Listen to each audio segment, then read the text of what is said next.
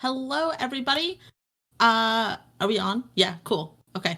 My name is Kian. My pronouns are they, he. I can typically be found at uptight_chiffon. And today I have the honor of GMing for Lost Caravan. Lost Caravan does all things TTRPG, and we're also doing a very special donation this week. I'm sorry, a very special charity run this week. So this is our On the Wild Side week, and it is in celebration of World Wildlife Day. Pretty much everybody that I've ever met on Lost Caravan is here to love animals. That is one of the things that a lot of us do. We talk about our pets a lot. And so, of course, this is spreading awareness and funds and resources for a lot of different species. So, we do have some incentives, some donation incentives that I will talk about, but we also have some fun prizes. So, donate for the prizes. I have a list of what those are. We've got art commissions from three Lost Caravan community members. We've got some TTRPGs that you can win. We've got some conservation t-shirts and plushies and caps. So lots of different options. Every $10 will get you one entry into the raffle. So donate what you can, give what you can, spread the word if you don't have the funds to give. That is also always really, really important. Tonight, we also have a very special donation. So you can see our little Eldritch chicken buddy that is on screen. We have not named him, so chat, if you have some good names for the Eldritch chicken, please feel free. But if you donate $10, put in the donation box what you would like the chicken to say. We can have a little word bubble come up. We were discussing and are unclear on if there are specific rules of what the chicken can and cannot say. So don't put anything too profane. Your message might not get sent. But definitely donate money for the prizes, for the chicken to say stuff, just to support these lovely people that I have on my screen. On that note, I'm going to go ahead and pass it around. I'm going to follow my overlay order. I know what the order is, and I'm not going to get called on. This is truly the most powerful I've ever felt in my life. Oh, no, wait. I forgot a thing. Man, Elsie and Hoop were like, it's okay. Just like go with vibes. I should have followed the full script as it was written. We do have sponsors here on this channel, and I do want to give them a shout out. So we are sponsored by Epidemic Sound, which is where we get our music from for our streams. We are also sponsored by Hero Forge. There are actually Hero Forges of these chickens that I'm sad didn't make it onto the overlay, but we can share in the community chat later. But you can go and make all of your little buddies. You can print them physically. They have a lot of range of different things that you can select. They have chickens in there, so we made some chickens. Amongst other chicken adjacent things. So definitely go check out Epidemic Sound, Hero Forge, click the links that we have dropped into chat. I assume that the links are there. Now, I'm going to pause and I'm going to pass it around to my cast.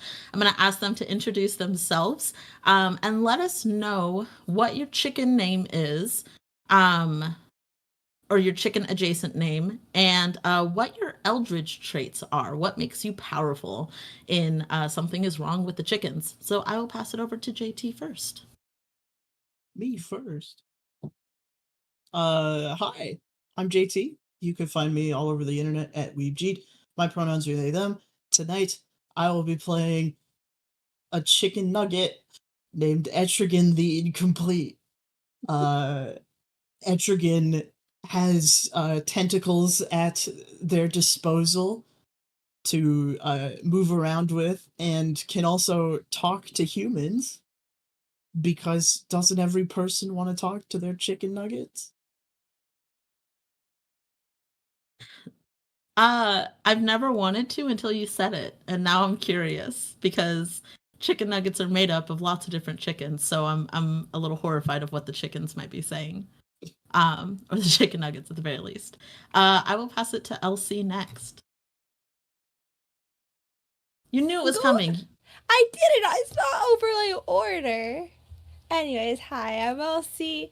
I'm sick, and my pronouns are she/they. I'm playing Doodle, and nobody else would be the do of my Doodle do. So like rude of everyone here. Just kidding. I love you guys.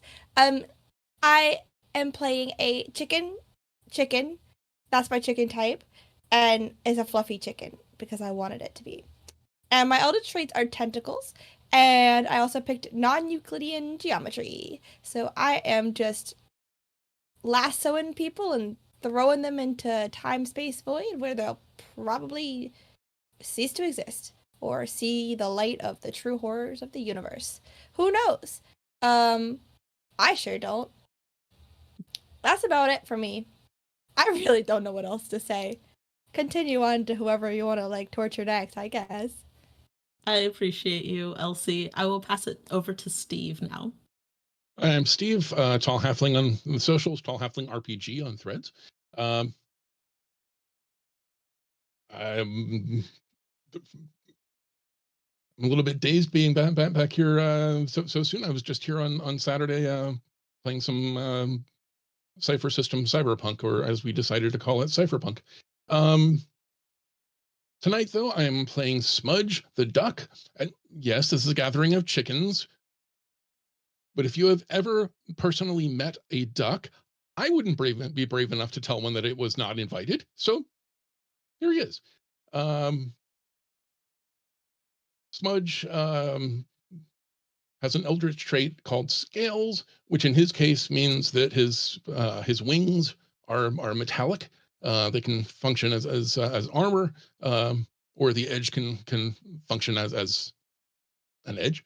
And the third eye, meaning that he can see hidden truths and paths to victory, because he has been to a very strange, distant, faraway, half imaginary place called South. I love Smudge so much. And also will second that ducks are mean as hell. Been bitten by a duck before. They're not friendly. And last but not least, I will pass it over to Robin. I'm Robin, Ginger Brigade on Twitch and Blue Sky. Pronouns are she, her. And tonight I am playing Jolene, a femme-facing rooster, glam rock rooster, to be specific. Does she dye her feathers? Yes. Does she care about people giving her shit? No. And I have non-Euclidean geometry and the third eye at my disposal. And she's basically, if the chicken world has a WWE, she's in it. So glam rock wrestle chicken. So essentially a group of very, very normal farm animals Totally is normal. what we have here.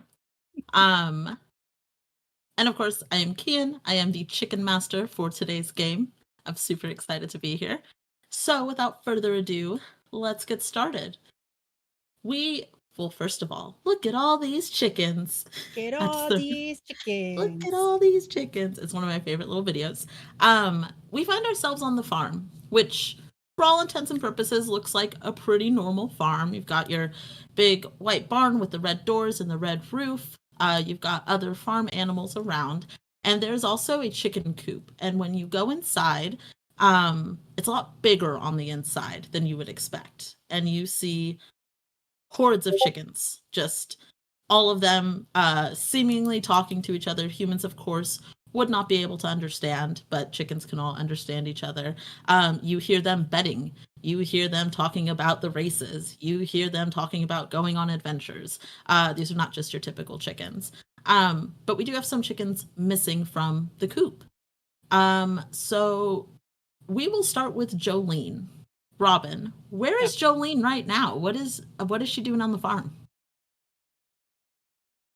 Is it, so I guess, is it during the day or is this past the time where the farmers are actually out and about? Like, is this our personal chicken time?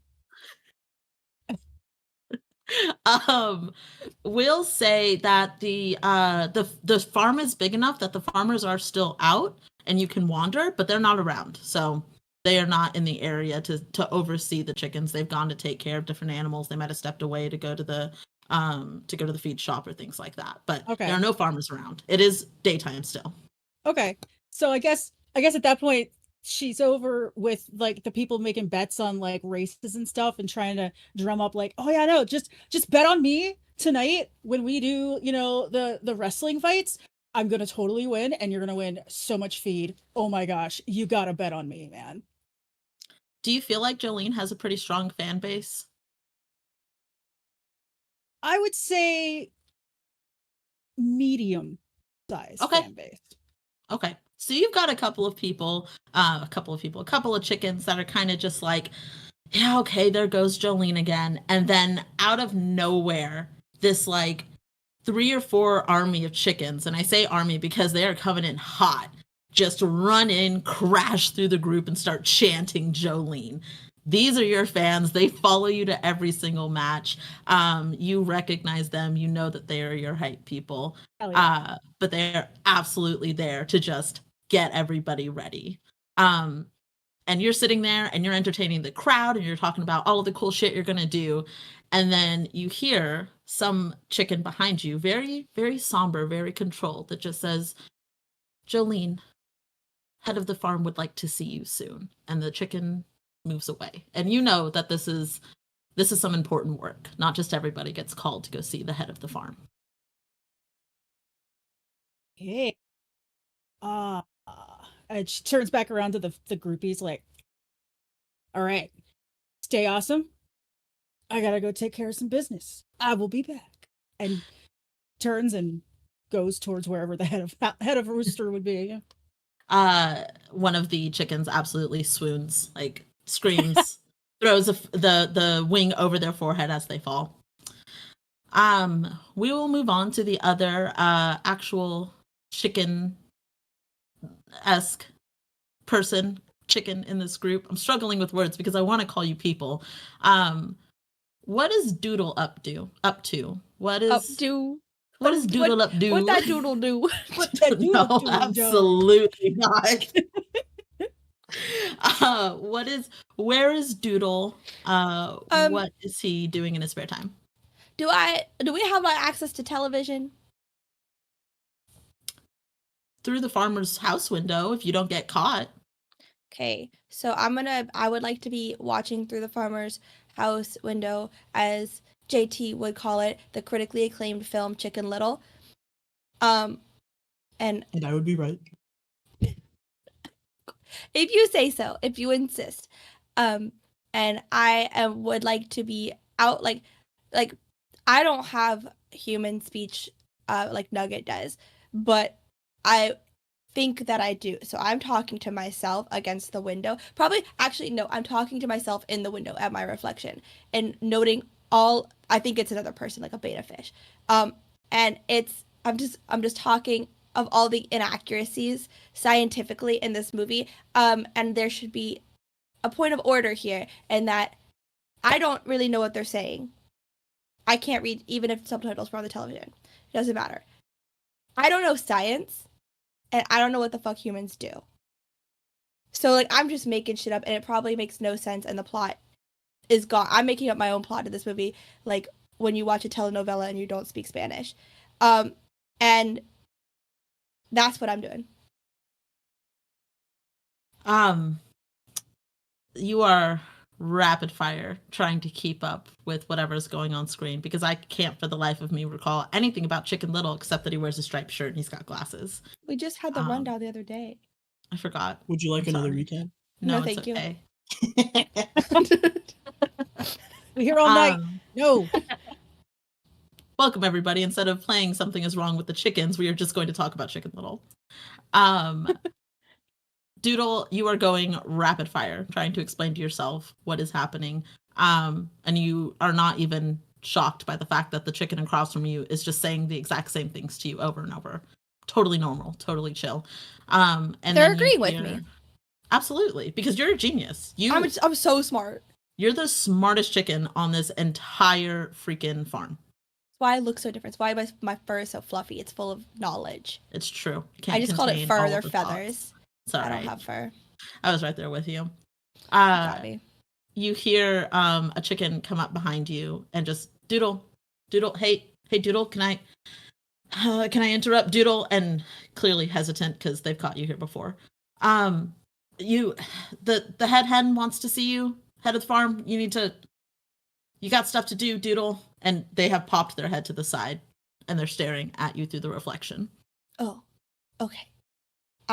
Just like very, very pointedly, like head turn, like chickens do. It's like, and then it's like, I know, as if I already known, and I've always known. I didn't, but I have to make sure they think that I did. And then like duty calls, and then whoosh. I don't know what shh is, but chickens can't fly. Attempted flight. You gonna flap flutter all the way over there? Yeah. There you go. Wonderful. It is not nearly as regal as you would hope, but No, it gets the is. job done. It is. It is. Oh, I okay. think it is. I think it is. Doodle is very confident. I'm so confident. I'm the confidentest. I'm the best chicken here. The confidentest chicken. I'm the confidentest chicken there is. I'm the most competent one on this farm too. That's a lie. It's a straight up lie. It's okay. Everybody loves Doodle, even if he's a little questionable at times. All the time. We will head over to Smudge. What is Smudge doing during this downtime? Well,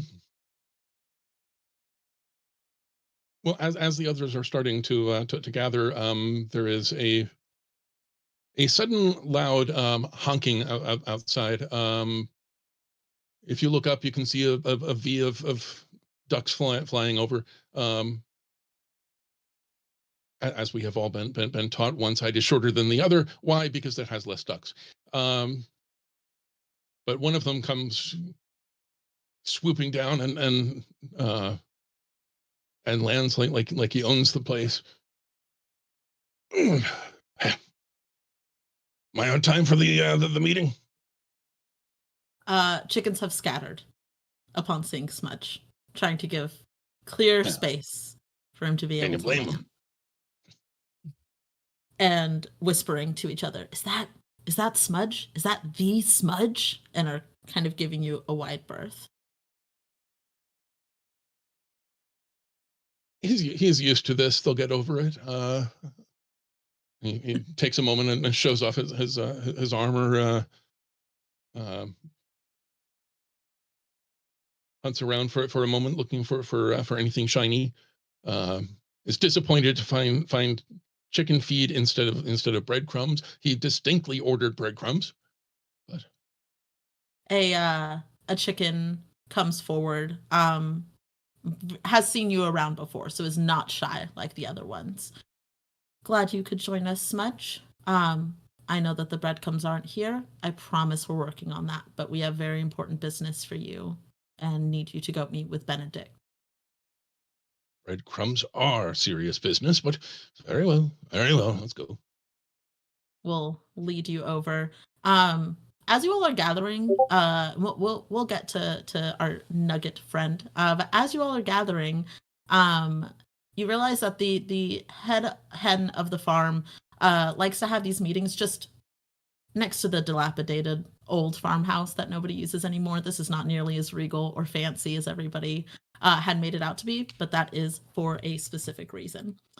Before we get to that, Etrigan the Incomplete, what are you up to? Nothing. Nothing at all. Chicken nugget. Where does Etrigan hang out?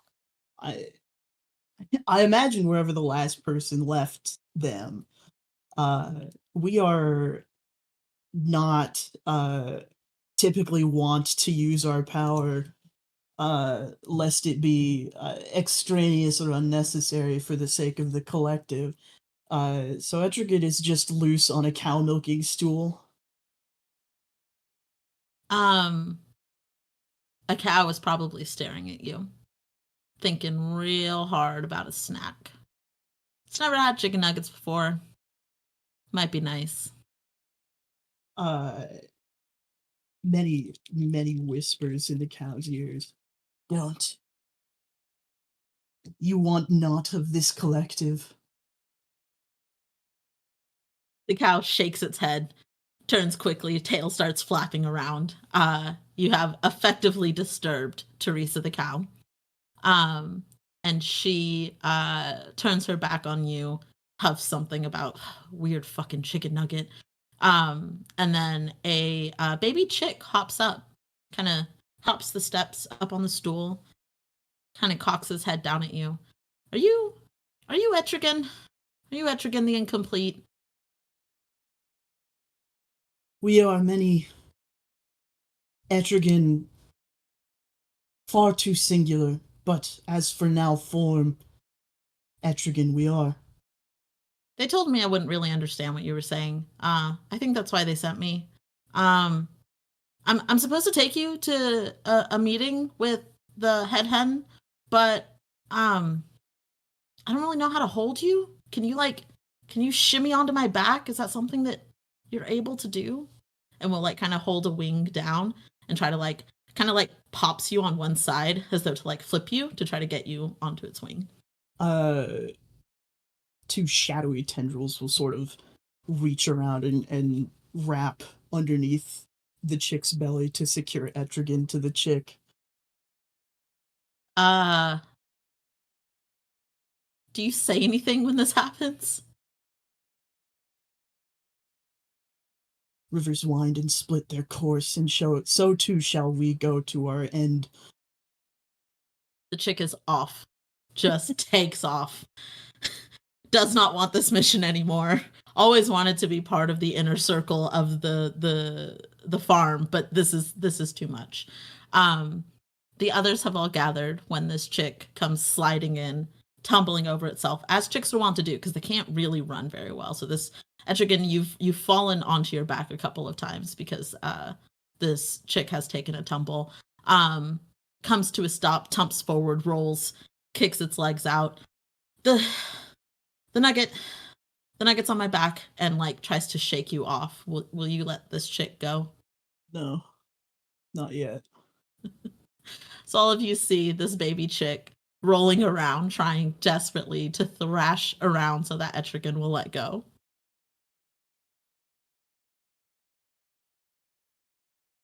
Smudge is eyeing the crumb coating on the nugget. There's probably a little trail of crumbs because Etrigan was kind of bounced around coming in. So, is anybody going to help this baby chick? Y'all just going to let him suffer? No, I'm gonna help. Oh, I want to help too. I want to help. Jolene help the chick. Do you want me to hold the chick and you get the nugget? Cause Yeah. Easy enough Weird. between the two of you. You don't need to roll. Etrigan, you are now being held by Doodle. No, I didn't know. I picked him up and I threw him against the wall. Oh, okay. Etrigan, you have been thrown against a wall. I just flung the nugget. The chick is desperately holding onto your leg, Jolene. It's fine. Terrified, shaking. Oh, it's okay, little guy. It's okay, and just pats him on the head. Lets him cling for dear life. It's fine. Just it's okay, little guy. Good, because that chick is not letting go. Yeah, I had a feeling. Etrigan, you have traumatized this baby chick today. So too is our life to be in fear as animals of the beast we are. Jesus Christ. Did that nugget just talk? Did anybody else hear that? Am I losing my mind? Nah, the nugget's talking. Oh, wow. The talking nugget. Okay. Saying weird things. That's interesting. All right.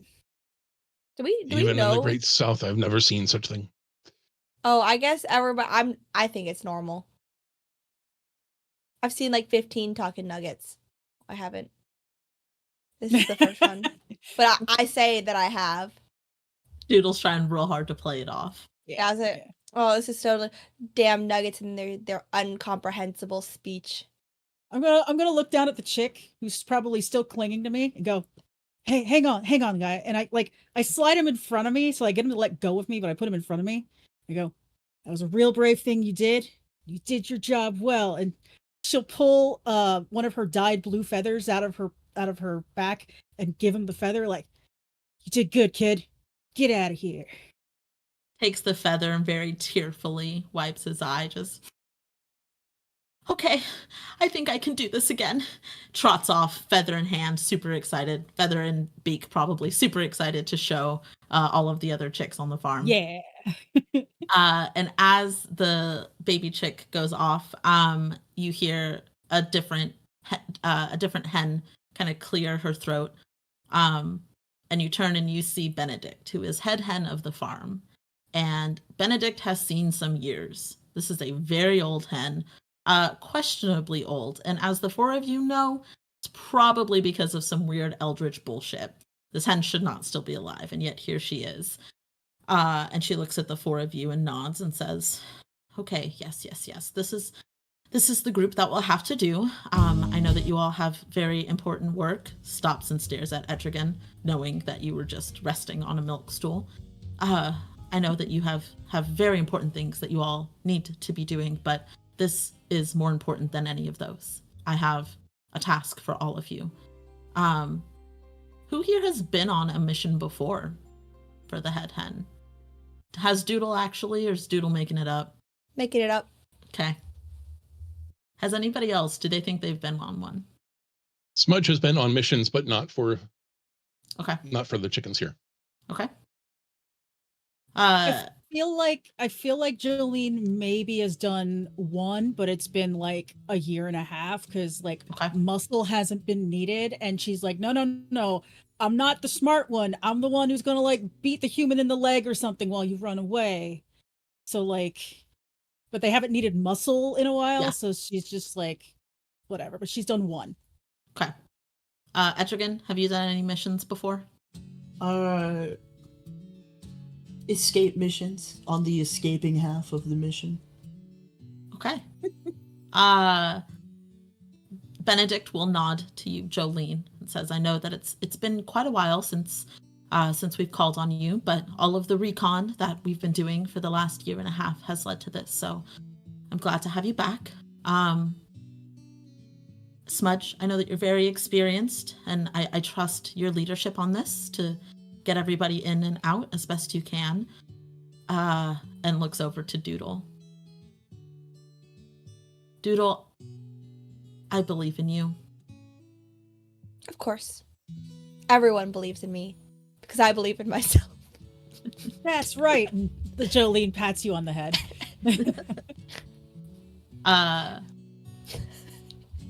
Just stares at Etrigan. It's not... Head Hen has seen other chicken and chicken adjacents with eldritch powers. Never a nugget. Does not really know what to do with you. But you are the only four who have eldritch powers right now on the farm. And so, call on you she must. I have located the fabled eggs of prophecy. These will change everything. As you all know, Bryson's has been growing far too powerful. Too many of our brethren have been lost to the and stumbles, because how do you politely describe chicken nuggets in front of a chicken nugget? She's not sure if you will be offended by this. To the frozen, mashed together, you know what I mean. The bags of frozen chicken that we all dread and are afraid of. But I have found the eggs of prophecy, and I think that this will help us turn the tide in this war that we've been waging on Bryson's. I've located down to a Bryson's grocery store, and I need all of you to go in, locate the eggs, and get out. Unseen, unheard. We need all 5 eggs brought back to us safely. Are there any questions? Plenty of shiny things for me when we're done. We will have as many breadcrumbs as you would like, Smudge. No. Breadcrumbs come first. Shiny things come after. I don't work for free. Benedict will turn and nod solemnly at a chicken on the side. I don't know who donated to have the Eldritch chicken say, I look just like Buddy Holly. Who do you think, Kian? Well, yeah, who do you think? Look, I was going to give benefit of the doubt, okay? No. It's always JT. Always. Oh, no. And just like that, we have lost them. Oh, no. Etrigan, our chicken nugget. I don't know if we're going to get it back. We will slowly continue on and try I'll to... put Etrigan in my fluffy feathers for safekeeping for now. Hide him. The feathers aren't very secure. How are you securing Etrigan? Don't worry about it. Okay. All right. I'll give you that one. Real so that we shady. It is. It's real shady. I have tentacles, so like. Okay. Yeah. Okay. A tentacle can hold on. That's all. That's fair. I was just gonna let you have it so we don't kill off. Or maybe JT's like character. the second weird thing about my eldritch chicken, besides being a fluffy chicken, which isn't that weird, is that like I'm almost like marsupial. Maybe I have pockets. I don't know. Horrifying. A marsupial, but pockets. Do you have 2 pouches just on your sides, or is it a front pouch? Oh, I don't know. I think they're just like, like biblically accurate. So like a bunch. Okay. I also have non-Euclidean geometry, so I could just stuff him in like a pocket portal. Okay. Etrigan goes into a pocket portal in Doodle's feathers. Okay.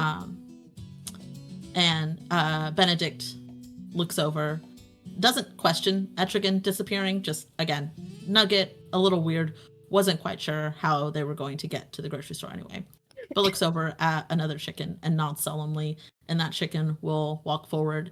What kind of shiny things does Smudge like? Well,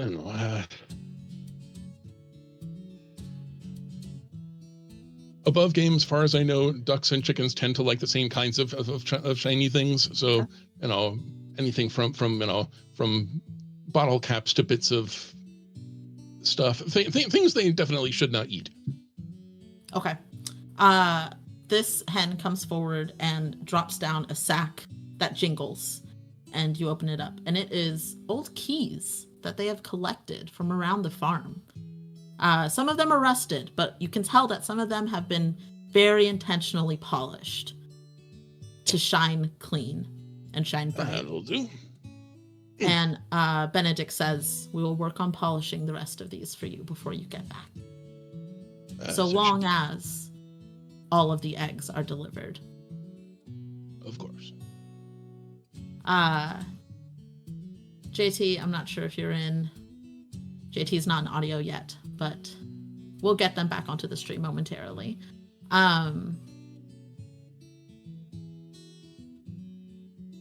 You have this, the rest of you see this nice sack of keys dropped in front of Smudge. Are you bartering for any good things to get from this mission? Just to check. Cool. I know Doodle is. I'm sure he's negotiated ahead of time. He's a professional. Okay, that's fair. The hen knows your people. Your people know the hen's people. It's all squared away. JT, welcome back. I think we can hear you, but we don't have you on camera yet. I'm not on camera? No, not yet. But for the time being, Etrigan has been dropped into a pouch, a pocket dimension pouch in Doodle's feathers. So you find yourself floating in the void, Etrigan. Does this feel like home? I want to flavor text this pocket. Oh no! I'm gonna say it right now though. This pocket dimension is just the world of Chicken Little because I just saw that and that's what this is. So. Is it physically the world, or is Etrigan just watching it as a projection, like watching a movie? Like whenever you have those like tropes of like someone gets transported into a movie and they like know they don't belong there, but everybody else like understands it, but they're like, oh yeah, this person has been here the whole time. Did you just isekai the nugget into Chicken Little? Yeah. Yep. Oh my god. Home. Does this feel like home? Yes, it's Chicken Little. Benedict would direct all of you to Bryson's grocery store, which you all know is a massive grocery store. This is not just a little small town one that the farmers typically go to. This is not a feed supply store. This is like Walmart level. You will have to get in, get out, sight unseen. The sun is going down, and you think you know how the grocery store is set up.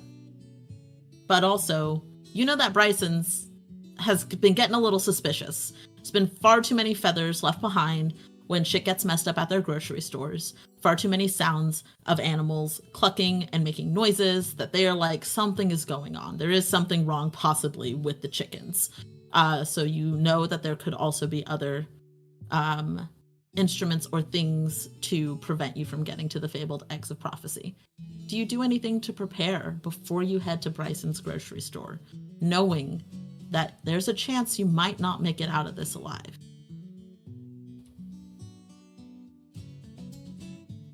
Yeah, Jolene would. It's What does stupid. Jolene get It's up to? stupid, but it's Jolene. Jolene would do this. Jolene would go find her 4 groupies, like her 4 main groupies, and be like, basically like sit them down, like, hey, come here, sit. I want to have a serious conversation with all of you. Okay, And, we're like- here. What do you need? I'm about to go on a dangerous mission to go get the eggs of destiny. I may not make it back. I might. We don't know. But just in case. And she pulls 4 feathers and gives one to each of them. Think happy thoughts, and I might come back alive. And it just turns tail and leaves. Tears, just weeping. These chickens desperately hope that Jolene comes back to them for another stellar performance in the wrestling ring. Anybody else doing anything to prep before you adventure to Bryson's? You know how if you're walking along the street in the dark and something's scaring you, you grab your keys, you like put them between your fingers, which hopefully most of us don't, because you can break a finger that way. Smudge is doing that in between with the keys in between his feathers to make the metal feathers that much more. Oh my gosh. That's awesome. I Aggressive. love it. This chicken's so metal. You guys think I'm the Literally. nightmare creature? Yeah. You know, I You're have in the- questions and concerns Of what? of the why Smudge is so ready for violence. Smudge has seen some shit, apparently. Yeah. Smudge Smudge has is migrated a to the deep mercenary. south, so I believe it. Normal. Smudge looks around at the others who are staring at him as he's fixing the keys. She said Bryson's. No, I get it, man. Even I, just passing through, have heard of Bryson's and what they've done to their bread recipe, and therefore to the breadcrumbs my brethren are forced to eat. This is personal. Right on, man.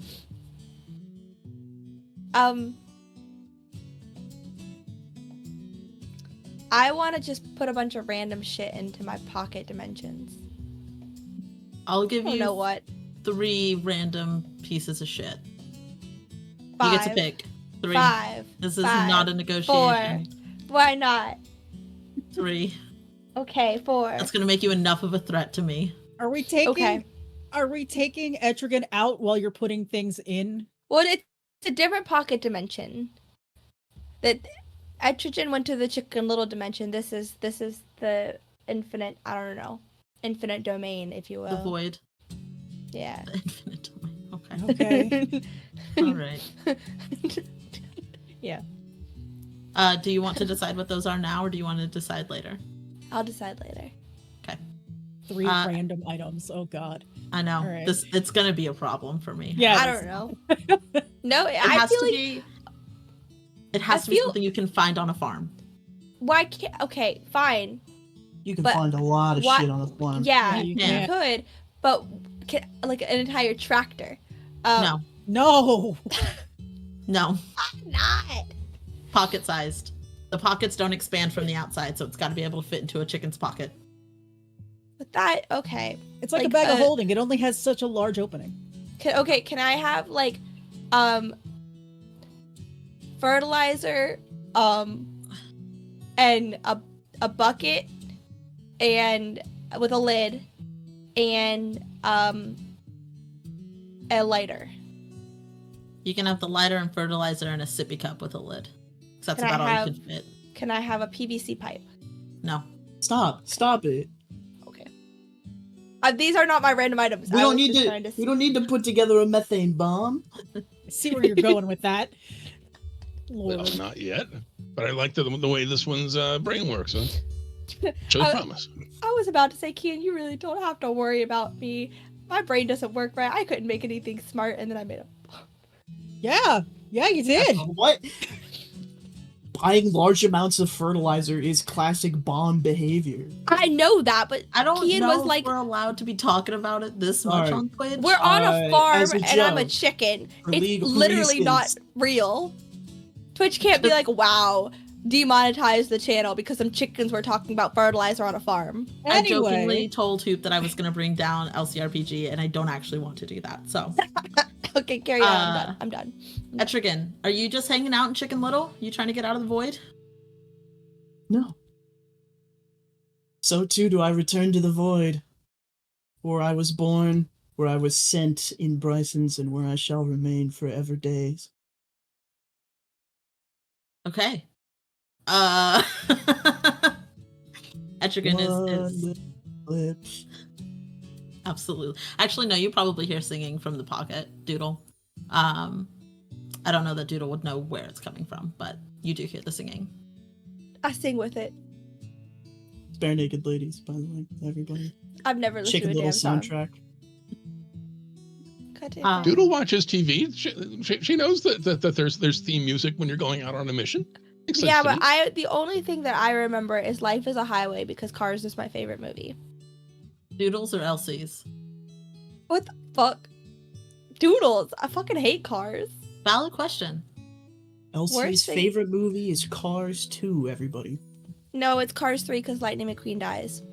Wow. He does not die in that movie. He does. He gets in a car wreck and it's established in the Cars universe that their car parts are like their body and then he gets destroyed in a race. We're here to talk Okay. about chickens, not cars.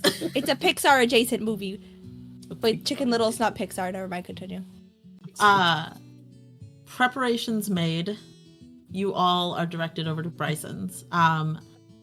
It is probably close to midnight. Because you need time to let night shift leave before AM stalkers come in and get started. So you've probably got about a 4-hour window before they show up and start stocking the shelves. As you approach the grocery store, you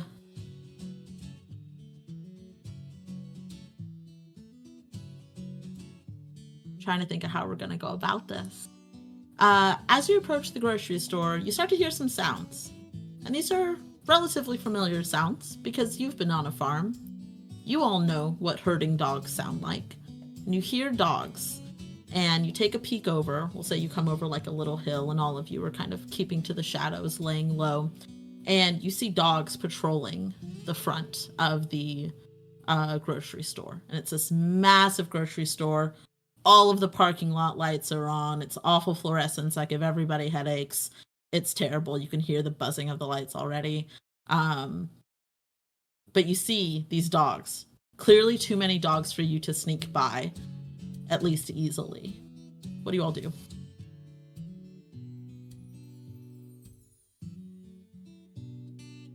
You've got your eldritch powers. You can talk to the dogs. You don't need the voice to be able to talk to the dogs because you're all animals. I'll let you have that. But I don't. Herding dogs are there to herd, and when chickens run rampant, they will herd the chickens. So it's not like you guys are all anybody's on friendly terms. Etrigan, if you were out, the dogs might be able to smell you. This could just go a number of ways. So how do you approach this pack of herding dogs? I have a crazy idea, and I'm probably going to have to roll for it, and that's fine. I have non-Euclidean geometry. Okay. Which says defy space and time, take any shape. Can I, with my non-Euclidean geometry, basically body everybody into a dimension and shape into one of the herd dogs? And go stealth mode. I mean, it's a pretty cool idea. I will say everybody has to be willing to become a herd dog. We'll throw that caveat in there. Is anybody going to dissent to this? Do I don't know if I? you- I'll look at Do the I duck. Are stop you chill with this?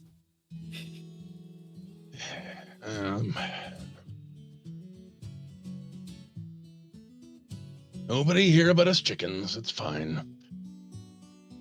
Awesome. What kind of herding dog? What's up, little Nug?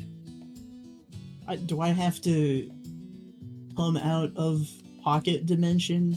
As Yes. we all know, if you put a bag of holding inside a bag of holding, it doesn't It go goes well. boom. Yeah, you got to So- come out. Oh wait, that's a thing. Yes, that's a thing. It explodes. You lose both bags of holding. And I didn't know everything in that. them. Yeah. It's everything in like a 10-foot radius. It's dangerous. Not yeah. good. I'll just turn into one. I can roll with Robin on this one and turn into a herding dog too. And then Jolene can take oh my gosh, what's your duck's name? Smudge. Smudge. Can take Smudge, and so we'll just do 2 and 2, and we can each turn into a herding dog. For your idea. Cool.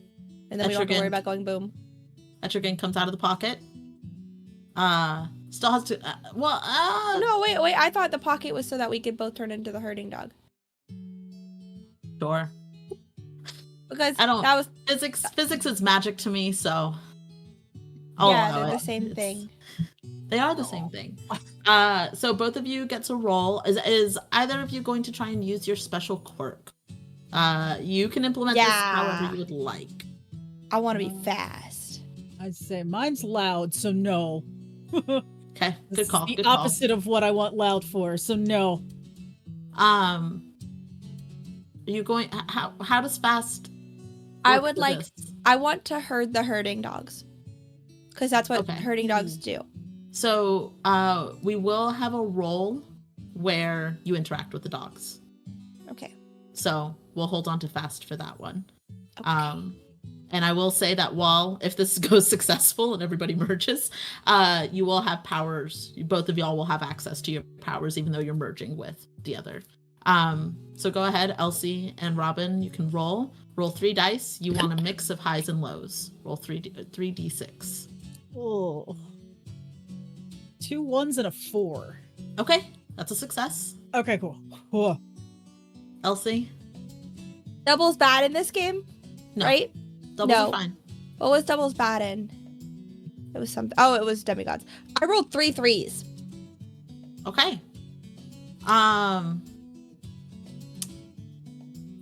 So, Jolene, you walk up to Smudge and kind of wrap a wing around Smudge. And there's this weird shimmering around it as you two kind of merge and meld and gradually become a herding dog. What kind of dog do you want to be? Black and white, like, oh god. Whatever breed herding dogs are normally, I've seen most of them being black and white. They look kind of like collie-esque. Yeah, they could be border collies. They could be. Yeah. You got a range. I'm Cool. going for Corgis. subtle. Okay. Like, the shock colors that I have in my feathers are not present right now. Okay. So then what I'll say As long as is there's a little that- bit of silver here and there. Oh yeah. Definitely. It's a little bit of a distinguished dog. So there's a little bit of Yeah. some Got like gray a fur. silvery white patch in the front. Yeah. Absolutely. You could We've got still be some colorful and be a herding dog by being a blue merle Australian Shepherd. She doesn't know the different dog breeds. She just seen a black and white herd dog at the farm. That's all she knows. it's valid and fair. So we have one successful herding dog, one successful collie. I know. I feel real bad. Doodle. Oh, Yeah. no. That is a failed roll. That is a chicken Yeah. failure. Yeah. So you hold Etrigan however you would like to in your beak, on a wing, whatever that looks like, resting on your foot. And similarly, there's a weird shimmering and you start to come together. And for a moment, it's a dog. And then the dog just bursts into feathers and there's feathers popping everywhere. Etrigan, you go flying out from this dog form, kind of falling across the dirt. Doodle, you kind of blink for a second and your vision is coming back to normal because for just a moment you were a dog and your eyes were a little bit more forward than they were on the side of your head. So things are feeling a little bit weird as you're getting oriented. You do lose one of your eldritch powers because it was a No. chicken failure. So you get to No. pick which one you lose. I'll lose. Oh, this is hard. I like both of them. I'll lose tentacles. Okay. So you no longer have tentacles. You do still have Euclidean geometry. Non-Euclidean geometry, I'm sorry. so that people at home understand. So if there is a eldritch failure, which is all highs, you do gain back an eldritch power and you get to pick which one. So there's a chance. You just don't want to get to where you lose all your powers or gain all the powers. You want neither of those things. So you are faced with one herding dog and a fluffy chicken and a chicken nugget. Etrigan, any thoughts on being thrown into a pocket dimension in the void that feels like home, pulled out of it unceremoniously, merged into perhaps a dog, you weren't quite sure, and then thrown across the ground as a chicken nugget once again? Moving forth the Sisyphean way of the collective that we all call Bryson's Market. So too will you see your fallen brethren, see them in me. Doodle, do you understand Etrigan when they speak in riddles like that? Oh, absolutely. Okay. I imagine Doodle is probably nodding solemnly. How do you guys want to go about this? You've got a chicken, a nug, and a herding dog all walk into a bar. How would you like to that's a move. proceed? Shit.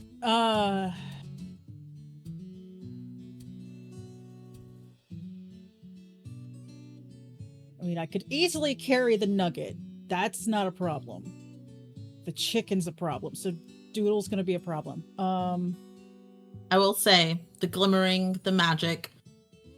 It's a little shiny. Might have been a little noisy when Doodle you were thrown out of it. There might have been a squawk.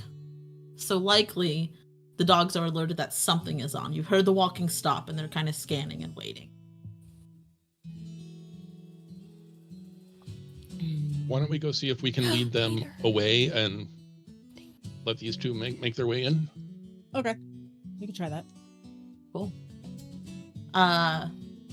Doodle and Etrigan, you are left behind on the hill while our combined Smudge and Jolene trot down to where the rest of these dogs are. They all pause and alert. We'll say there's 4 of them. They all pause and alert, staring at you. You're staring at them. It's the Spider-Man meme where everybody's staring at each other and pointing. What do you do? What do you say to convince these dogs? Well, okay, so a human would hear bark. They hear something like this way, go on. But speaking dog, but with a partially chicken, partially duck accent. Are you feeling bold enough to act that out on screen? Because I'm curious. You can say no. But I would love to hear what that sounds like.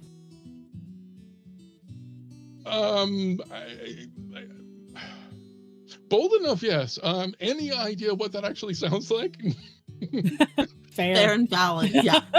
Very fair and valid. If it comes to you during any of this, please let me know because I'm very curious. I'm imagining Quack. I'm imagining border collie size, but with Chihuahua height of like bark. So like Okay. the noise doesn't sound quite right, but it's dog. But it's just like a dog that's stuck on a helium balloon. Wonderful. There is, every once in a while, a quack comes through or a cluck comes through and you're kind of thrown.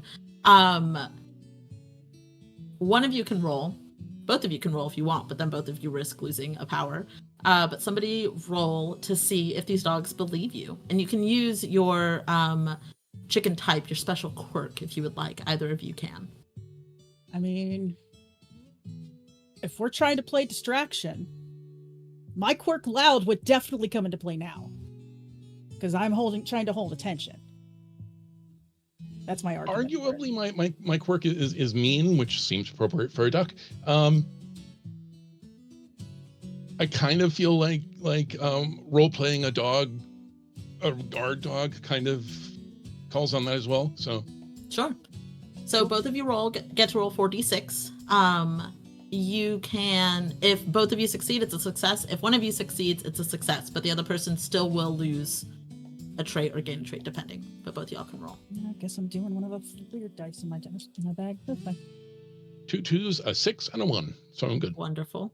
1, 2, 4, 6. Wonderful. Both of you succeed. I will say, because you both succeeded, stunning success. If you've ever seen, there's this show of, shut up, Elsie. There's this show of it's a BBC nature show, and somebody narrates it, and there's the squirrel who's yelling, and he's like, "Hey, Steve, Steve, Steve." That's kind of what's going on. One of you starts and is like, "Hey, go this way," and the rest of the dogs are like, "Steve, Steve, come on, we gotta go, and everybody's getting alert. Etrigan Squirrel. and Doodle, you hear this ruckus. You hear the dogs starting to freak out. Are y'all doing anything as you're hiding in the dark and hoping that this is dogs responding positively to whatever plan your friends are setting forth?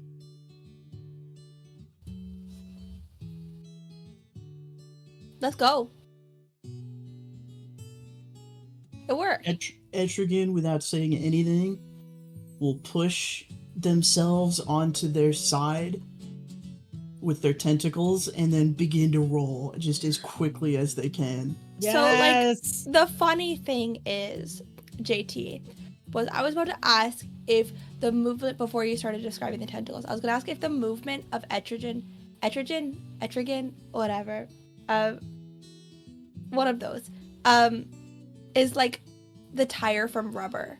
It's rubber. Okay. Thank you for this clarification. And I wish I hadn't known that. That movie took 2 hours away of my life I'll never get back. It's true. It was so boring. It is a masterpiece. Yeah, well, it's not your favorite movie, so. It's not my favorite. Yeah, your favorite movie is Titanic. Shut the fuck up. Hate that fucking movie. Anyway, Etrigan is rolling post-haste toward the front of the grocery store. Doodle, are you doing anything? Yeah, I want to roll too. Do you roll head over heels, or do you lay down on your side and tumble? Head over heels. Okay, cool. Both of you roll to see if you get to the grocery store door. Because your colleague succeeded, dogs are cleared. They have moved on. How do you convince the dog? Like, how do you shake the dogs? Because now they're chasing and they're following and they're going to where you're headed. How does Jolene and Smudge convince them to keep going so that you can turn back around? So the area where we were on, like, that hill, did we come through like trees and stuff? Yeah, I would say so. It's gonna be one of those things where, like, run, and then, like, slowly start to peel off the pack while in the trees and double back. Okay. Easy enough. You have given these dogs a task. They are looking for a possum, a squirrel, a chicken, something. Yeah. They are trusting their brethren. Etrigan and Doodle, what were your roll results? Oh, I didn't roll yet. You do have fast, Doodle, so if you would like Yeah. to add that extra d6, you I'm gonna can. roll fast. Oh I'm my gonna roll God. so fast. I don't know if Okay. there's something in the water or my dice just know what's going on, but I did roll a 666. Wonderful. That is delightful. Doodle, what did you get? I rolled a 2, 3, 4, 6. So 2 and Wonderful. 2. Wonderful. So Doodle, you are speeding away. No one really understands how you're moving as fast as you are. And you know in your head, you're thinking, okay, I've seen that weird show with the bird that runs really fast. And you know you have to kind of streamline yourself and just go as quick as you can. So you tuck your wings in and you're going faster and faster and faster. Do you think Doodle stops in time? No. The automatic doors are off because the grocery store is closed. I'll keep going. Doodle slams into the door. Yeah. Do we think a chicken would be strong enough to break a glass door? Absolutely, yes. It's a large bird. Intentionally, yes. Rolling, no. I was mean, going so fast. You And it could was- argue that you use your non-Euclidean geometry to make the glass, like, vibrate enough to where you slide through, kind of like how the Flash can phase through surfaces. That's true. Is that what you want to roll do, again? Elsie? Yeah, No, yeah. I'll give that to you because you succeeded. Bet. So as the two of you are coming back, still in dog form or not, I'll let you pick. You see Doodle just flying down the hill and all of a sudden through the doors. like magic. Etrigan, you start rolling, and you can hear the voices of all of the chickens who have come before you, all the chickens that are tied to you now. And they start talking louder and louder and louder. And you get the sense that they are talking too loud. You're starting to lose whatever sense of self that the conglomerate has identified is starting to fray at the edges and is becoming part of the void and is welcoming part of the void into the identity of Etrigan. That was an eldritch failure, so you do get to gain another eldritch power.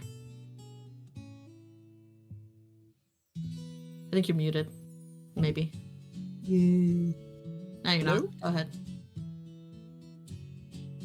I think with all this fraying at the edges, Etrigan is appraised of a better way and unlocks their third eye, having reconnected with their brothers in the store.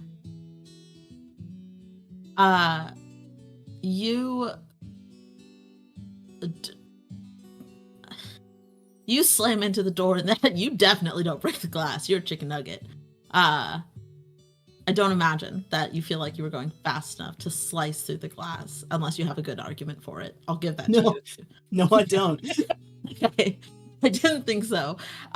Doodle, you come to a stop, legs splayed out. You're a little dizzy, but you're blinking around and you're looking, and you're in that kind of in between space where all the I was gonna call them caskets, where all the carts are. My favorite part of going to the grocery store is shopping for a coffin. Look, sometimes Sometimes I do like that. it's just fun. All of the carts are.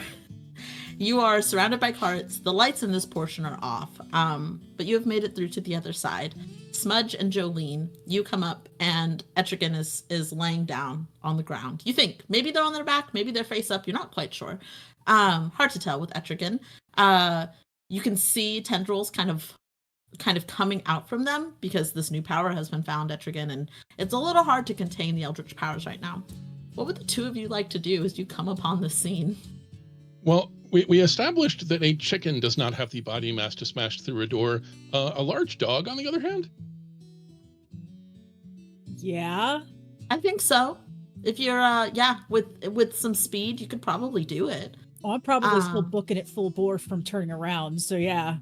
Okay. Go ahead and roll again. Both of you can roll if you want to, or only one of you has to. You just need one success between the two of you, but if either one fails, then that person will lose your gain of power. If you can... Calling ourselves at a glass door, it seems kind of mean to me, so I think that makes sense. I'll let you throw in, the extra argument. D6. Make that argument. Hell yeah. That's what we do.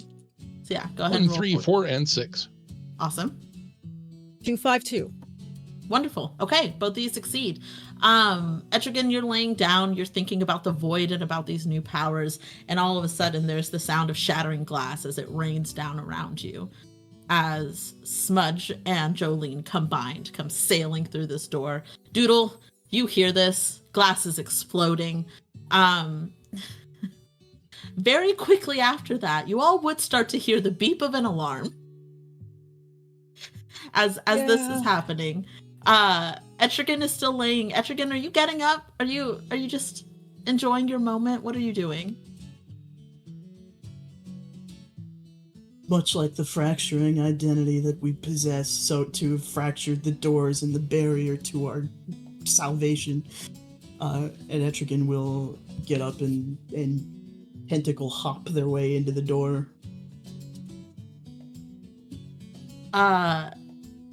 After the glamour and chaos of this, you just see Etrigan very gently climbing over the sort of that bottom metal bar, climbs into the grocery store as the very slow beeping is starting, and you know that sorry, chat. Elsie just threw something in our group chat that is absolutely wild.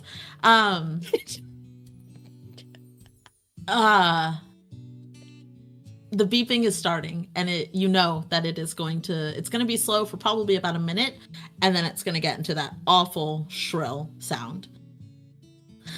What would you like to do?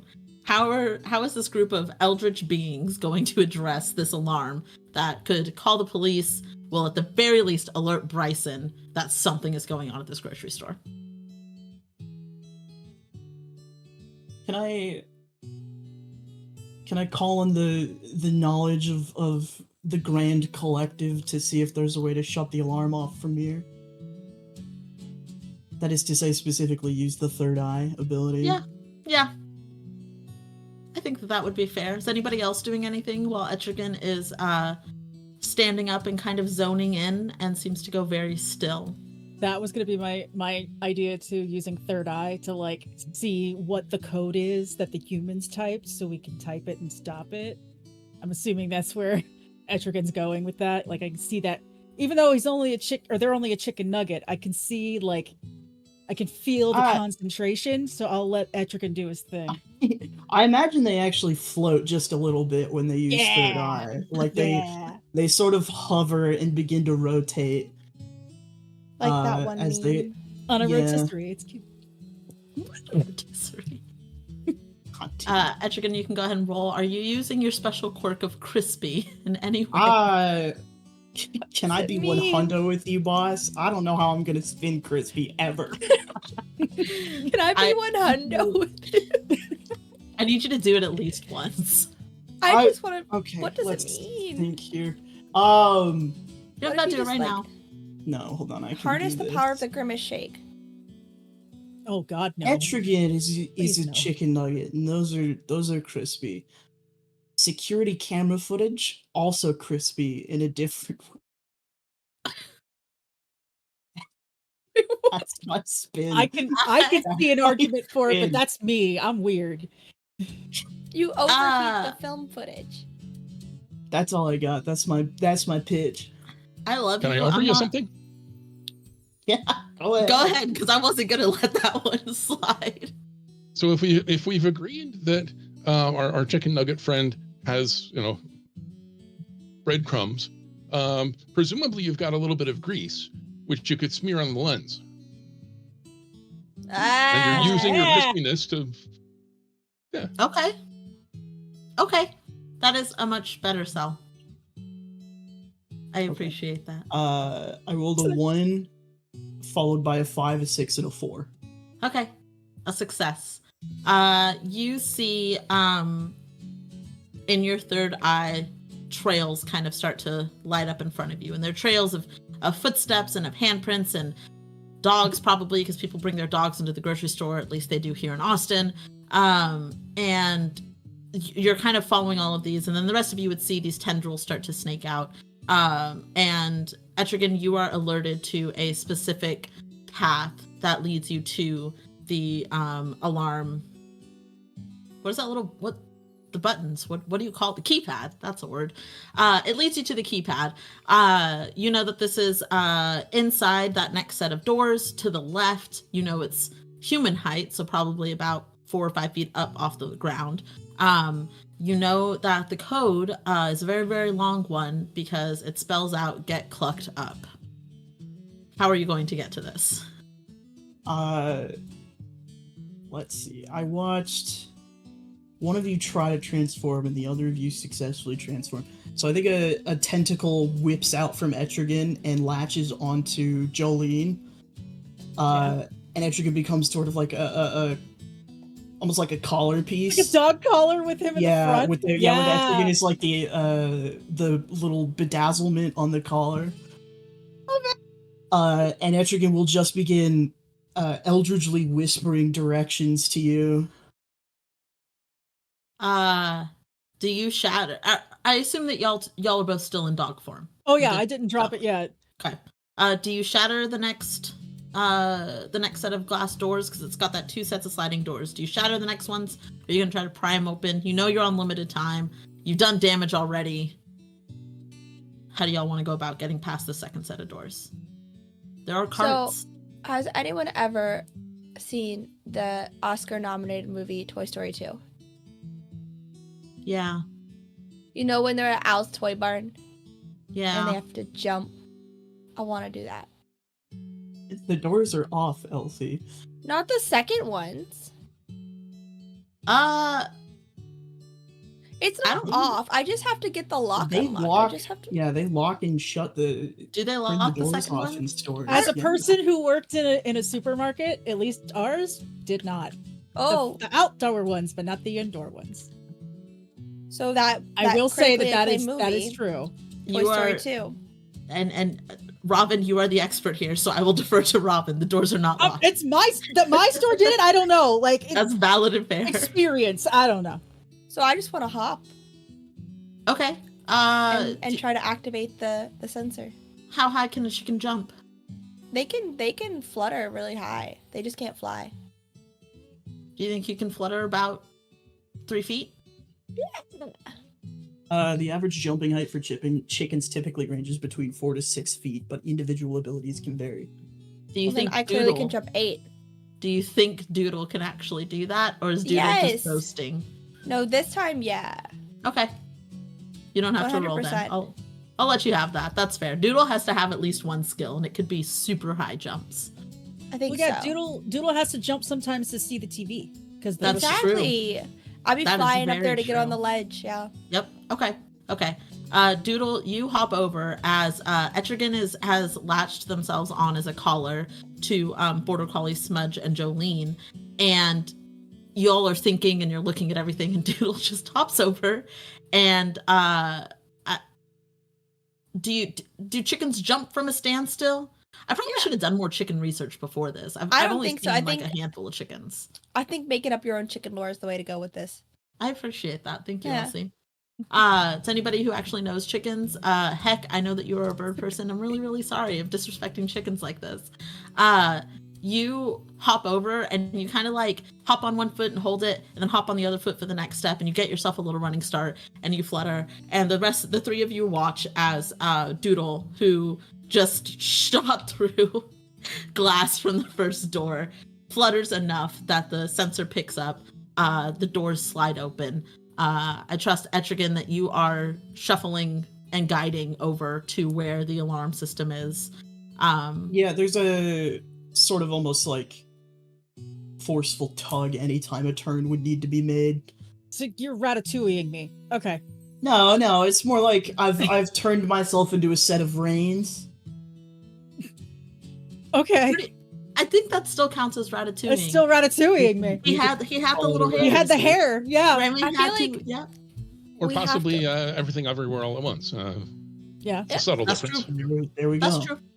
I just want to point out that we have mentioned almost every single Pixar movie in existence, starting from like Toy Story 2 and up, and also Cars, and also Ratatouille. We're at Did 4. anybody mention Up? Yeah, Oh. the dog, Doug. Someone mentioned Doug, right? No. Oh, I was just thinking about him then. Chat, can we run that back? Bye. All right, well, I'm mentioning Doug now. Doug the dog. Okay. Chat, love pull up the him. clip. Yeah. As soon as that door opens enough for a dog body to slide, Jolene takes off. Okay. Like doesn't even wait for Doodle because that's more important, and we'll come back to get Doodle. Easy enough. With Etrigan guiding you, it is laser point focus to go and find it. Again, this is about 3 to 4 feet up off the ground, and it is a multi-button code. How are you going to enter this code? Front paws up on the wall so I Okay. can get Etrigan up to it, and like nose the cover up so they can get to the numbers and letters or whatever, and then just hold that position until Etrigan's done. Smart move, because you would not be able to read any of these numbers. Oh God, no. You would not know what Jolene's these too are. stupid. Jolene is too stupid. Like she has third eye too, but she would just be like trying to remember, like Simon says, like the game Simon, just which one's lit up in Yep. what order. She can't read shit. She's dumb. Etrigan, easy enough. Do you punch in the code? Yeah, they from the sort of collar-esque tentacle creation, new tentacles shoot out, and they say, "Lend me your strength, my brothers, as we fight the man." And punch in the code, just tit for tat. terrifyingly fast because it's almost as though a different chicken entity is controlling each tendril as it goes out. You feel unity in a way that you have not felt in a long time as you work together to enter this code. And there's one more beep that lets out, and finally the beeping stops. You all find yourself inside Bryson's grocery store. Lights are out, emergency lights are on. It is spread out before you. You're up by the cash registers. And I think that is a great time for us to go to break. So chat, sit tight, or hang out, stretch your legs, get some beverages, go to the restroom. Don't forget to donate. We are still running this charity stream, so donate to support the World Wildlife Fund. Donate to get our little chicken buddy to say fun things, not key and lore, as Elsie has suggested. But yeah, Hoop, feel free to yoink us whenever you're ready. We will be back in 10-ish minutes. Welcome back, everybody, to Something is Wrong with the Chickens. Just as a reminder, before we jump into the second half, we are fundraising for animals in conservation this week. This is part of a very special charity stream. Sorry, this is a stream, part of a very special charity week. You can donate, follow the link that will be in chat. If you donate $10, you can tell us what the Eldritch Chicken in the corner of our screen is going to say. Also, if you donate $10, every $10 donation gets you into the raffle to win really cool prizes, which include some art of your favorite characters. There's a t-shirt, there's a baseball cap, there's some RPGs in there. So donate, definitely spread the word if you can. We are at, I think, $135 right roundabouts, which is very, very exciting. So thank y'all for coming out to support. Our chickens are in a grocery store, a dark grocery store with chickens and chickens adjacent. I apologize, because right now we are a dog, a chicken nugget, and a fluffy chicken. So we're having a time. The alarm is disabled. The grocery store is dark, aside from the emergency lights that are on. You are here to find the fabled eggs of destiny. These are going to do something to turn the tide in the war against Bryson's, the entity that all of you are opposed to on the farm. How would you like to proceed in this giant supermarket to try and find these eggs? I think first off, Jolene's going to drop form. Valid and fair. Without notice, Smudge, you are blasted out of dog form. And you two are. I try and do it like a little bit more subtle, but I probably fuck it up. And just because I'm used to being showy, it's one of those like, oh, crap, I shouldn't have been that loud. Fuck. It's a relatively quiet affair, but it's very flashy. There's a nice flash of light. There's colors as the colors come back to your feathers, as Smudge starts to get coated again in the scales and the armor on his wings. But you two are now separated. So now we have a chicken, a rooster, a duck, and a chicken nugget. If Etrigan wants to stay on Jolene, that's fine. Like, just hang out with the tentacle grab, that's fine. Like, Jolene's not gonna object. If nothing is done to remove Etrigan, the chicken nugget collar remains. That's fine. Smudge is rushing off to find the bakery. Easy enough. I think bakery is probably pretty close up to the front, to the right, as we're used to probably most of them being, at least here in Texas. You take off. The rest of you see Smudge just kind of right himself and turn and go directly for the bread. Anybody stopping Smudge? Smudge, you make it to the bakery, and it is a dream. There is bread everywhere. What would you like to do? I apologize. I have a very squirmy cat who's in the middle of everything, as they are wont to do. No worries. Smudge is confused for a moment. He's rarely encountered bread in its full intact form. It's usually, usually in crumb form. But he's going to dive in and try some different things, and eventually comes back.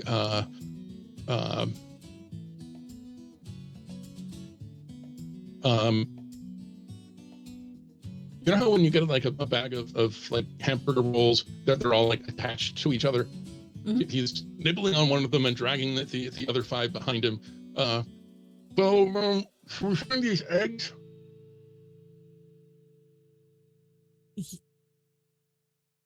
Did anybody else understand him? Because I didn't.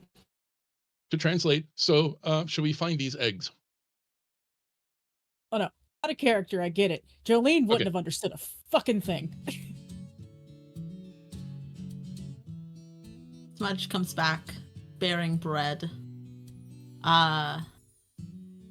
Smudge, as you were there rifling through bread, finding what best fits your fancy, there was a weird moment where you kind of paused, and something about the eldritch horrors kind of told you to slow down for a second. And as the rustling of the wrappers kind of finally quieted, you thought maybe you heard footsteps. And you kind of look around and you wait a second, and there's nothing there. And so you proceeded to dig through and bring your little trail of bread back with you, ready to go. What are the rest of you up to?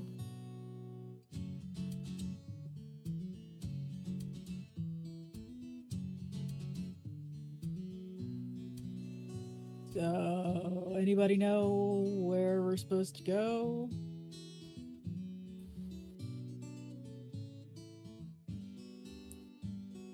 Where the No. eggs are?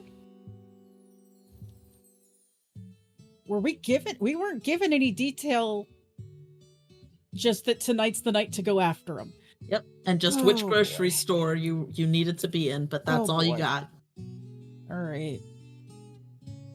Those of us, both young and taken, call upon the cold forsaken.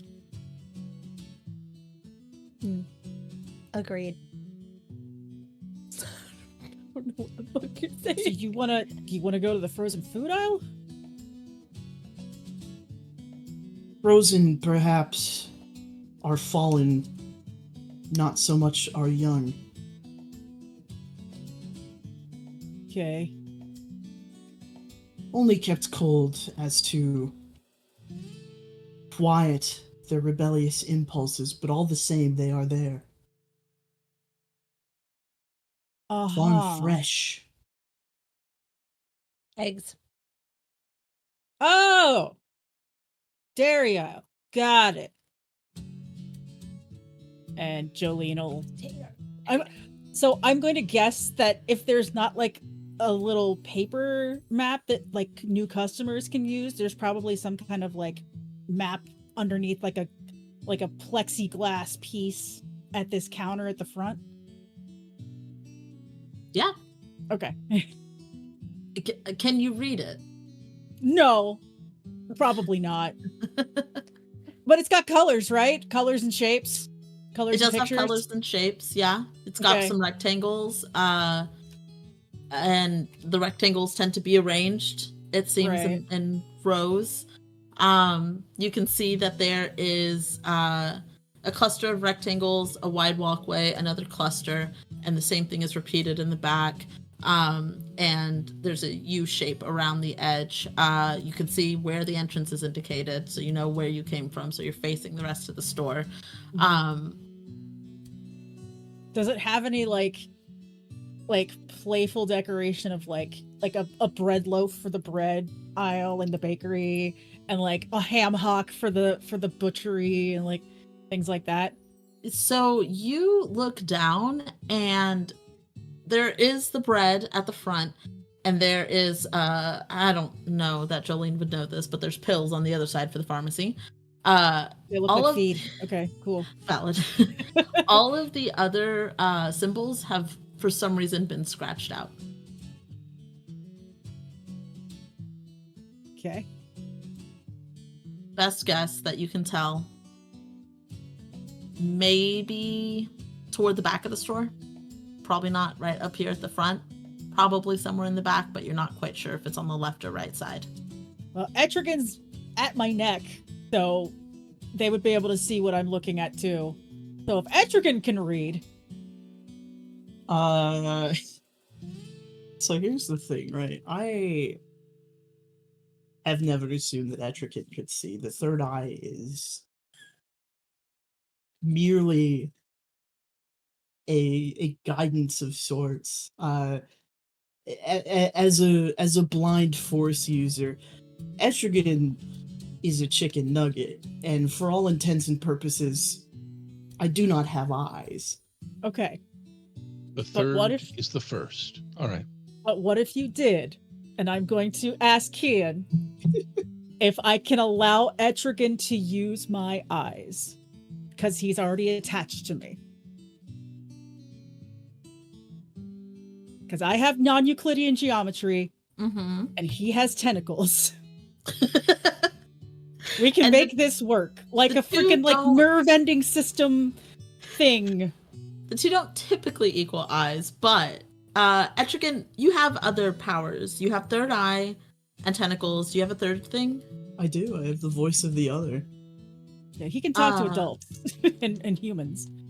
Okay. I would say between the voice of the other and the third eye, and Jolene's, you're kind of like half doing your non-Euclidean geometry. You're Etrigan, there's this weird moment where you kind of feel like you're being absorbed, and it's a little unsettling, but it's So I enough. will say, I have third eye as well. So Okay.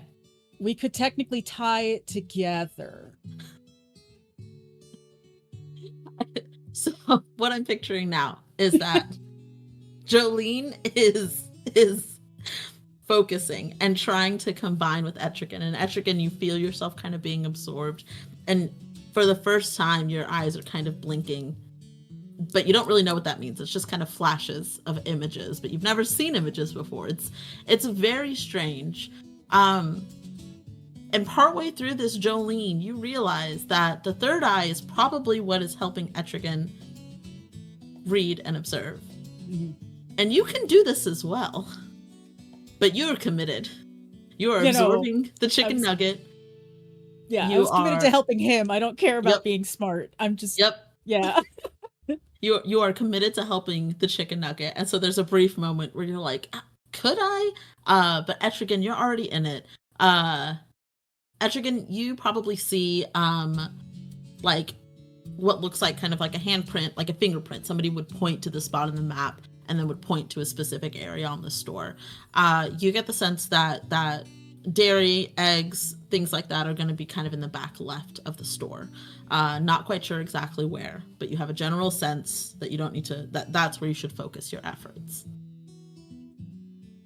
Wisdom serves you well, the fallen, thank you. For now, we have raised you so high that every other chicken on Earth doomed to live in the shadow of Jolene.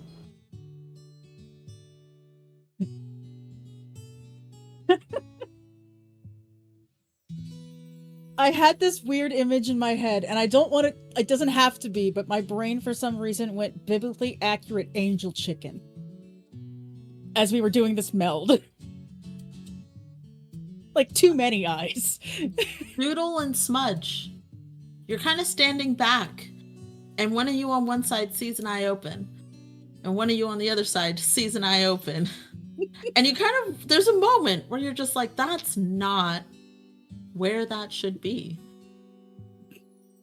And then they'll kind of blink asynchronously and then start to disappear again. Yeah. Chickens are weird.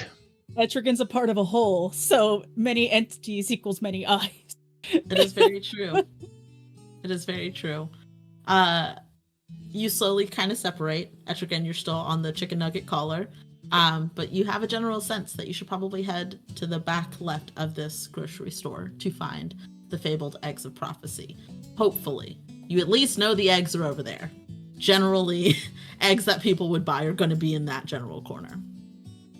I assume that you all start heading that way, meandering slowly.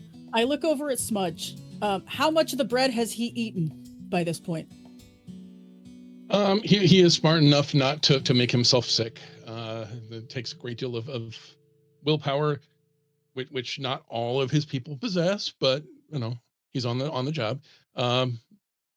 He is, though, listening to the two of you explain about the dairy section.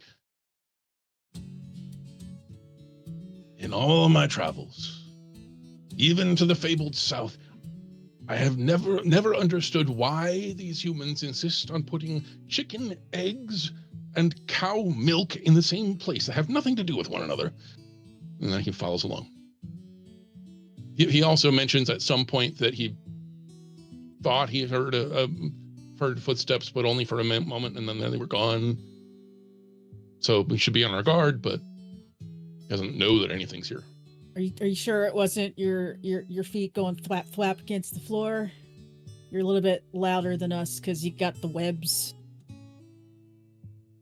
Let's see you navigating water. Oh no, I know I can't. I'll fucking drown. It's fine. No quicker than me. True. So I'll hop down off the desk and start heading towards the dairy aisle. You all start making your way there. Doodle, at one point, you think you see kind of like a shadow move that shouldn't quite move, and it's big. And you look over, but Etrigan and Jolene are behind you, and so maybe it was just like one of Etrigan's Nugget. I just like totally lost my ability to process and speak. You think, well, maybe it's just one of Etrigan's weird tendrils. Maybe it's just, floating about as they like to do sometimes. But it does kind of catch your eye. You all get to sort of the last corner, and you're approaching the rows perpendicularly. So you're kind of in the middle of an aisle. You can go right or left. You know that there'll be end caps on either side. And if you keep going, you'll eventually hit the back end of the grocery store. We'll say that you are in the chip aisle. And to pass this, because I think that this is an important narrative point, you did have to pass through the frozen food aisle. You would have seen bags of chicken tenders and chicken nuggets as you were walking past. This being a grocery store, some of them do, some of them don't. Did they have duck? They do have duck. Not as much, not as popular, but it is there. Now they say it's not as popular. I say they can only take down a few of us.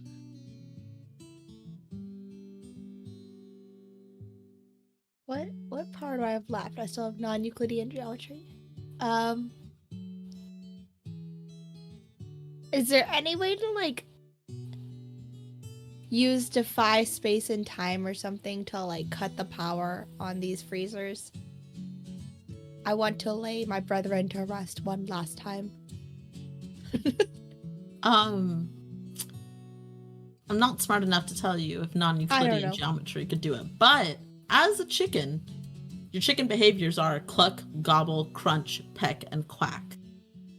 So you could technically probably look for a power source, peck at it, nitpick it apart until you are able to cut the power. That sounds right.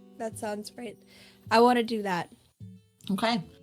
Please make a roll. Are you using your fast quirk for this? Absolutely, I am. How are you using it? So this doesn't make any sense. Great in my head it does.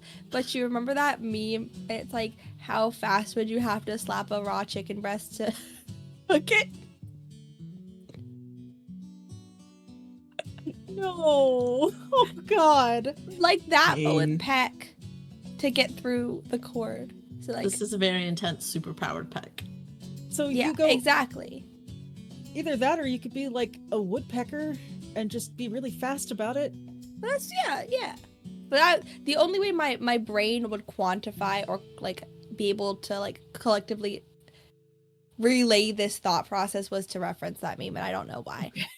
I could Okay, not okay. verbally visualize how to say this. It got except with it that meme. across. I understand what you mean. Right, okay. So- Because we have the same brain cell. It's true.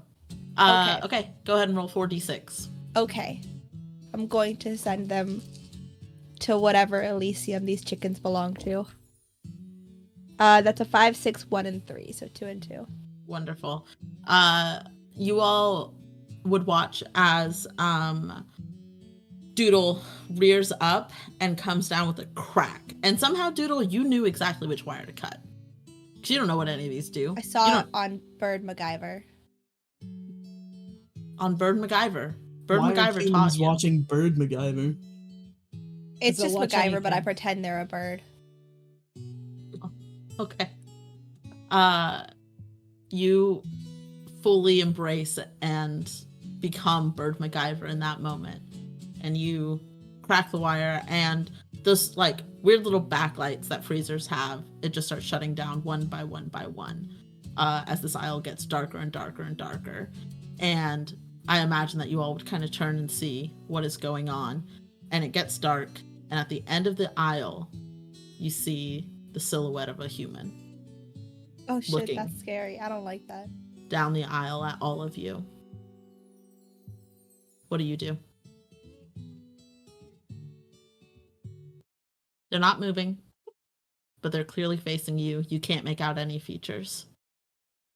Can I use Voice of the Other to do one of these Eldritch actions at him? Yes. Cool. And I hate to say it, but his current position and behavior makes me think he's an onlooker with a mind for me to melt. Yeah. Yeah, I suppose you could. May I try? May I attempt? You are more than welcome to. Are you using your crispy special quirk?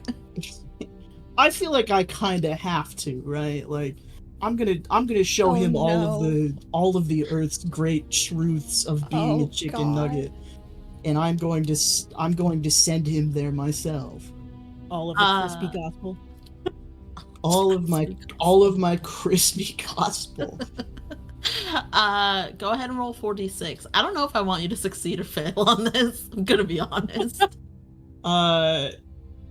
Everyone else would hear Etrigan with layered upon layered chicken voice go, "Whenever a nugget leaves the bag, a void is felt across the world."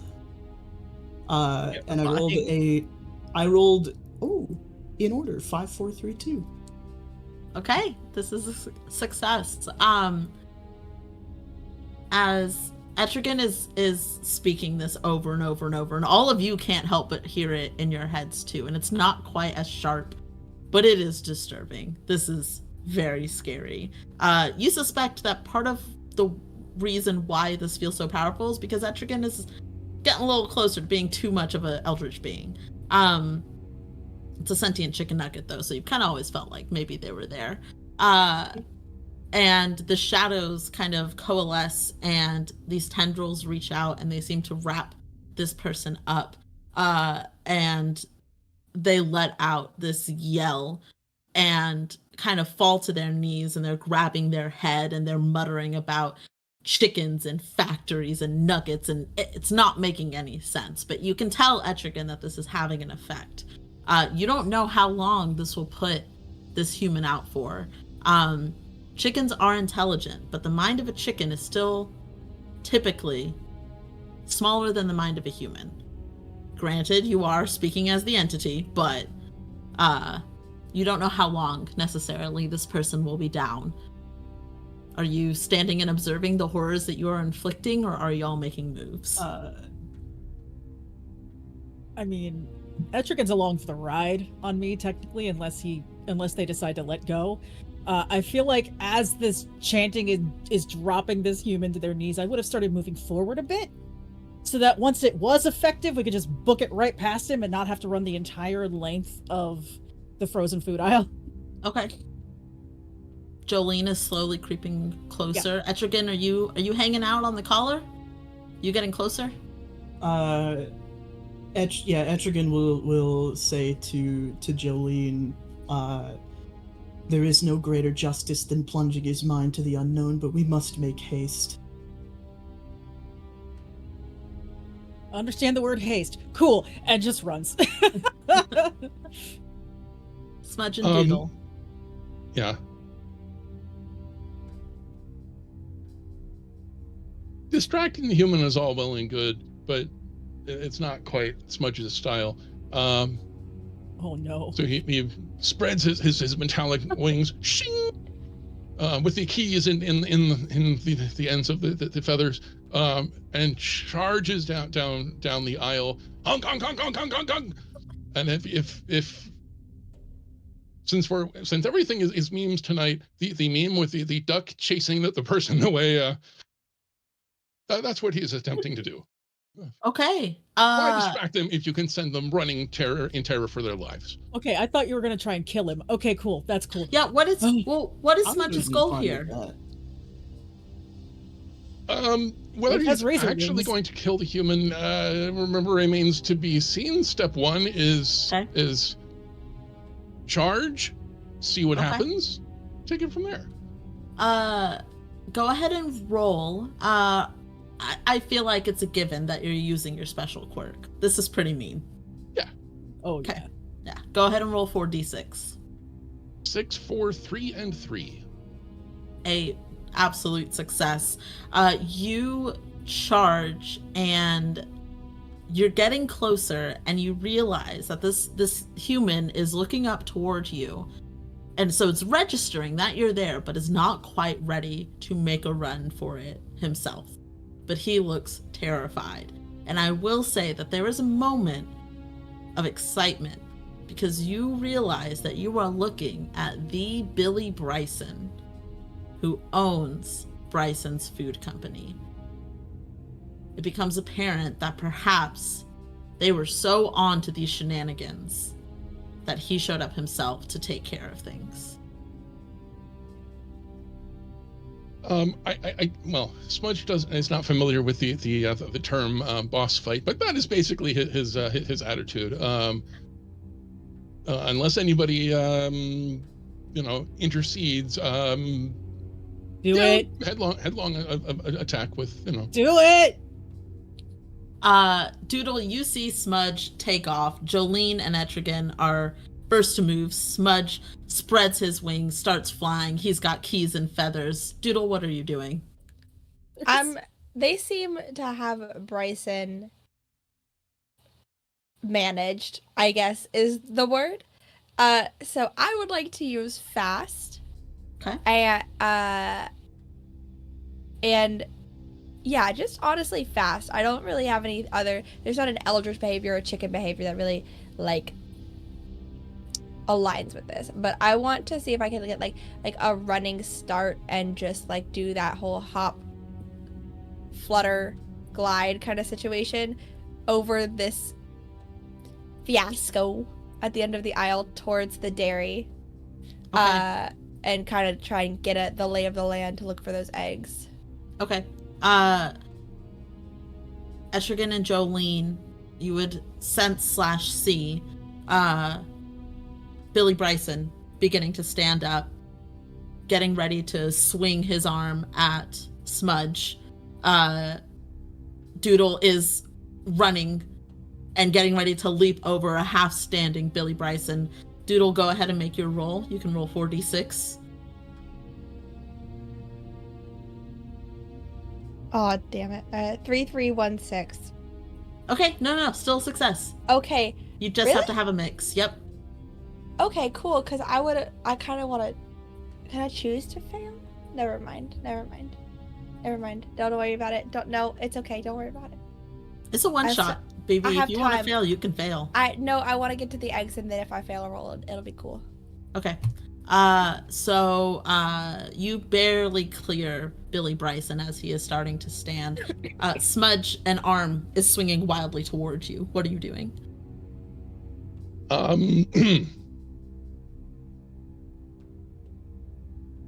Well, okay, so Billy has presumably figured out that I am not a chicken, but was still expecting to find chickens. And although they can jump a lot better than I was aware that they could, they still can't fly. So I'm going to fly right at his face. And I will just point out that the description of the Eldritch trait scales: hardened to a diamond, sharpened to a razor. So these wings are nothing to trifle with. Yeah, you're absolutely right. And I think you make a really good point about Billy Bryson wasn't expecting something to fly at him like this. So I won't even make you roll for it. You are able to zip in past his arm, and you, as a little spiky ball of feathers, slam into his face. Spiky ball of feathers and keys. Hell yeah. Yep. This is a level of bloodshed I can't imagine any of you have ever seen before. There is this strange moment where what was a cartoon animated show has suddenly become drenched in blood. We're happy tree friends. Yes, happy tree friends. Hell yeah. Smudged, Billy Bryson goes down, is yelling, trying to bat you away. Etrigan and Jolene, are you guys continuing on? Doodle, are you continuing on? No, they said haste and eggs. No. Smudge has it in hand. Yeah. Smudge is known. I mean, metal wings. I can't compete with that. Yeah. Smudge is kicking ass. Yeah. Y'all all know Smudge can handle shit. And if Smudge doesn't have it, Smudge can yell. It's fine. This is true. Doodle, you said that you were jumping up to try to get a lay of the land. Well, I like to get eyes on the dairy and head towards there. Okay, yeah, you see it whenever you clear him. You come scrambling around a corner the way that the horde of chickens does. I love watching groups of chickens and chicks running because they're not good at it. And so you kind of slide across, you trip over your feet, you start to roll and you're able to go. Jolene, you're headed that way. Etrigan, are you just along for the ride? Are you doing anything as you're running? As Smudge maims this man, Etrigan will say out loud to everybody, "It is like a painting of sorrow, Justice." Cool. It just keeps running. Beautiful poetry. It's almost like orchestra music is playing in the background as this is said, and Smudge is fighting fiercely, and chickens are running to the egg aisle to get to these fabled eggs of destiny. Smudge, do you stay and make sure? Is this you're in it and you were gonna make sure he is down for good, or are you just trying to get him to leave y'all alone and you take off?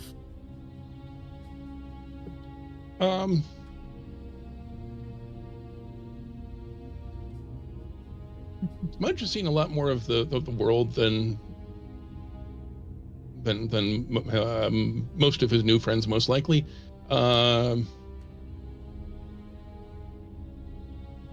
He's very much aware of what humans do to his people, and he's also just sort of in barbarian rage mode.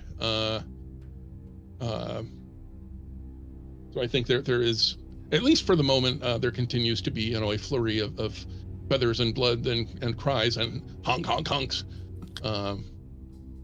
I will say that I think that this is if we're looking at a scale of chicken to eldritch, this is probably closer to the eldritch side. So if you would like to take another eldritch trait, I think it would be well deserved. Could do that. Besides, he changed the bread recipe. Of course, Smudge is going to stay on him. It's true. Look, when they changed the what's the it's not Red Baron, but it's one of the frozen pizzas. They changed their crust recipe and everybody was in outrage. Everybody I was in outrage. lost it. Yeah. It was not good. So I definitely understand. What trait would you like to take? I'm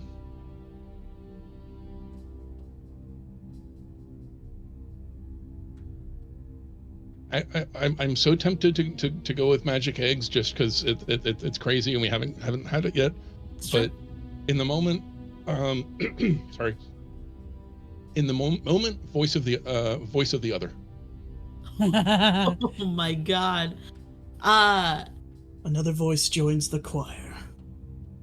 To be clear, what the description says is speak any language in any voice. He is going for the most demonic, threatening voice. Let my people go. You are very confident that if Billy Brysons leaves this grocery store standing, he will be a changed man.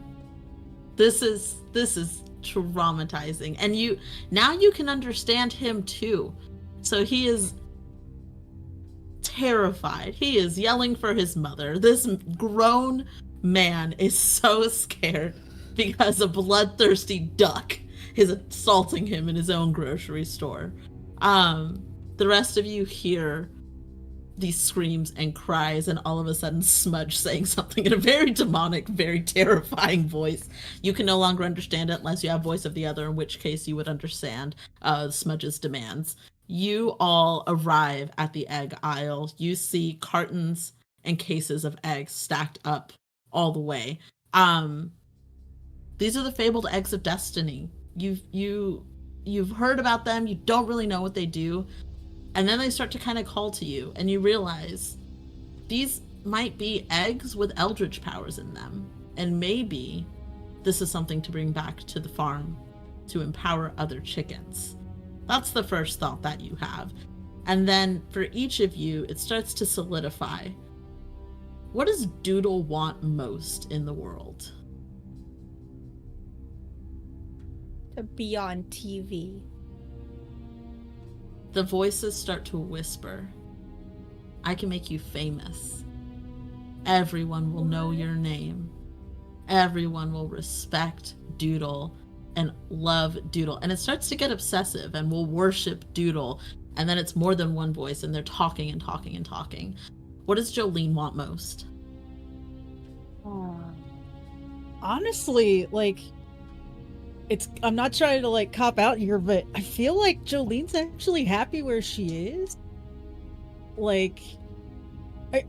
I'm imagining she's too dumb to really think that far out of the farm, other than when she's sent out to go punch shit, and this is her second time out. So she's kind of like Grog from Critical Role, like that. Doesn't have long aspirations, just short-term things, and she's already happy. So there's nothing really she wants. The voices kind of start to argue, and you hear them talking about wrestling fame, and you hear them talking about living on the farm, and then things go quiet because they don't quite know what to do with you. And then it kind of just becomes these it's almost begging. They don't want you to take them back to the farm. That's what you start to hear. And it feels authentic in a way. Whatever these eggs are saying, whatever promises they might be telling the others, this feels like something more. Etrigan, what does Etrigan want most? In the grand scheme of the slaughter of our people, it is not enough for us to be free anymore. The collective must be one. We must unite together and join our power, so that we might ascend beyond chicken or duck or rooster. Etrigan, you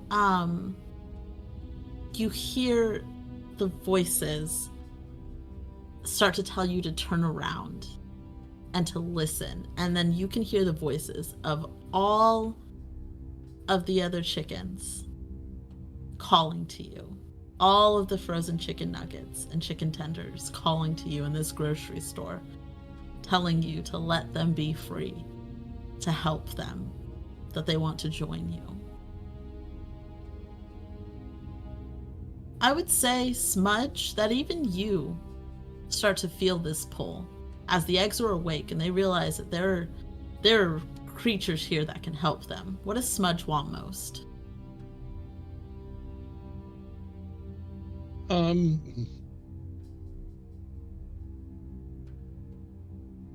ordinarily that question would be easy to answer, but at the moment he has his belly full of bread. He's got the taste of blood in his mouth. He's got shiny things on his wings already. So I think the only thing that he wants in this particular moment, he finally flutters away from Mr. Bryson, and perches on a shelf. So he's looking down at him, and just says, "Run." And that's a perfect day for Smudge, I think. The eggs start to say, "We can do more. We can do worse." And you're kind of tempted for a moment, and then you look down and you see Bryson's, and you know you have done the worst. You have terrified this man.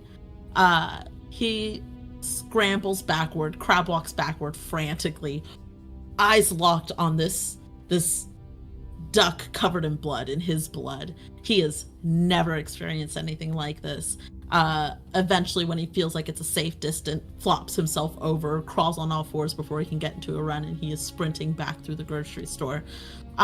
Two of you are hearing the call of the eggs, and two of you feel like this is not, there's something off about this. I would say, Smudge, that once Bryson's is out of view, you're also hearing them say, "Don't take us to the farm. We don't want to go there. We don't want to go there." With all of these talks and these pools, you know exactly which carton these eggs are in. What are you all gonna do?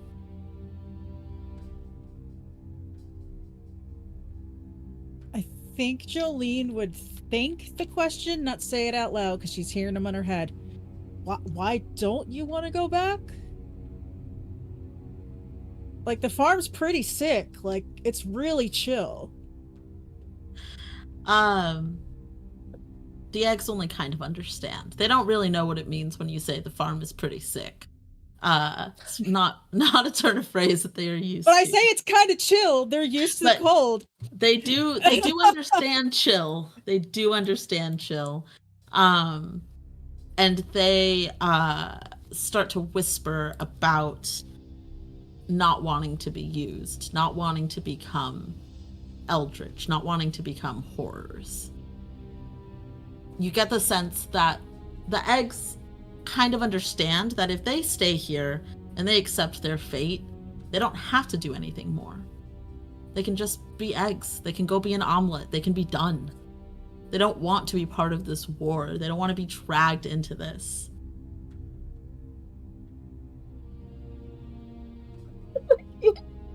Okay. I can see your logic. I think. Okay. I think that's, like, she's mulling it over in her head, but it's taking a long fucking time. That is fair. Tell me. What are the rest of y'all doing? Smudge finally comes waddling over, trying not to limp. He won the fight, but took a shot or two.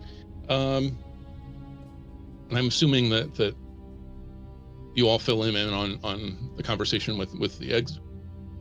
Does anybody say what they're hearing from the eggs? Because these are all individual thoughts. Like, what everyone is hearing is not what the others are hearing. I think after the initial question that I said in my brain, Jolene would be too dumb to remember that that's a whole mental conversation, so she's saying the one side of the conversation out loud. So, depending on when Smudge came over, he would have heard her say, "The farm's pretty chill. And it's really sick. It's pretty chill to be at." Silent. Yeah, I think I see your logic. Maybe. Like, that's the only words that are coming out of Jolene. Anybody else reacting, or Smudge, are you saying anything when you hear this? I also think that Doodle is just stupid, I'd be like, yeah, okay.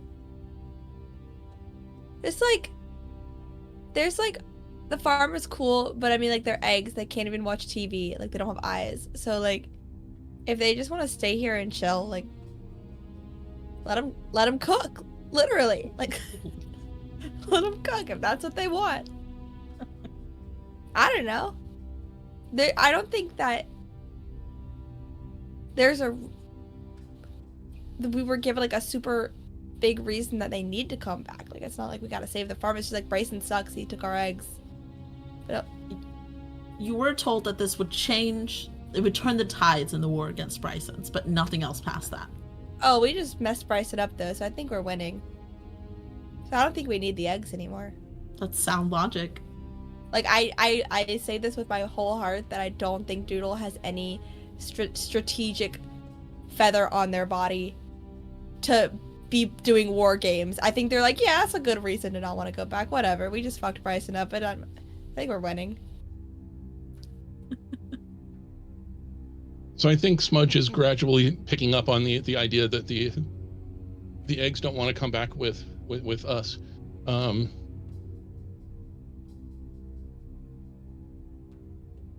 have no wish to force anyone into joining a battle against their will.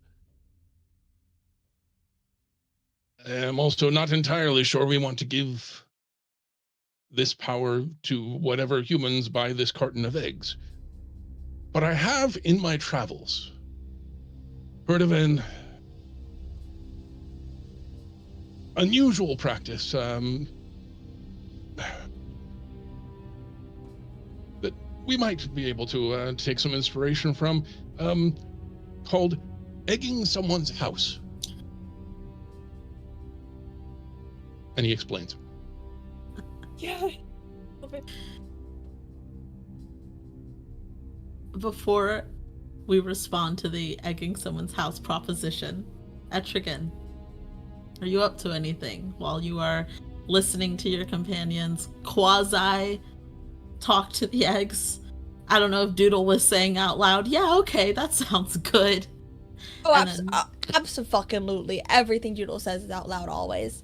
Doodle has no internal thoughts, only Like, external thoughts. Literally, no thoughts inside, all thoughts outside, all the time. Verbalizing Doodle for everything, it. narrating their own life 100% of the time. Rain on their sleeve. Got it. What? Absolutely. There it is. Feathers out, as they say. You hear Smudge talk about egging somebody's house. Etrigan, what are you doing? It just seems such a waste of good, fresh contribution to the cause to leave these eggs to their devices.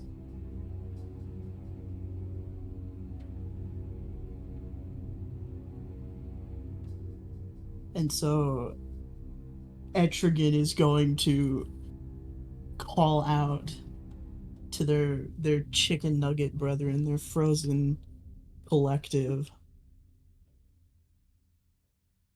in an attempt to summon them to Etrigan's cause, which is grand unification. Are you using your crispy special quirk? You're gonna have to roll to do this to see.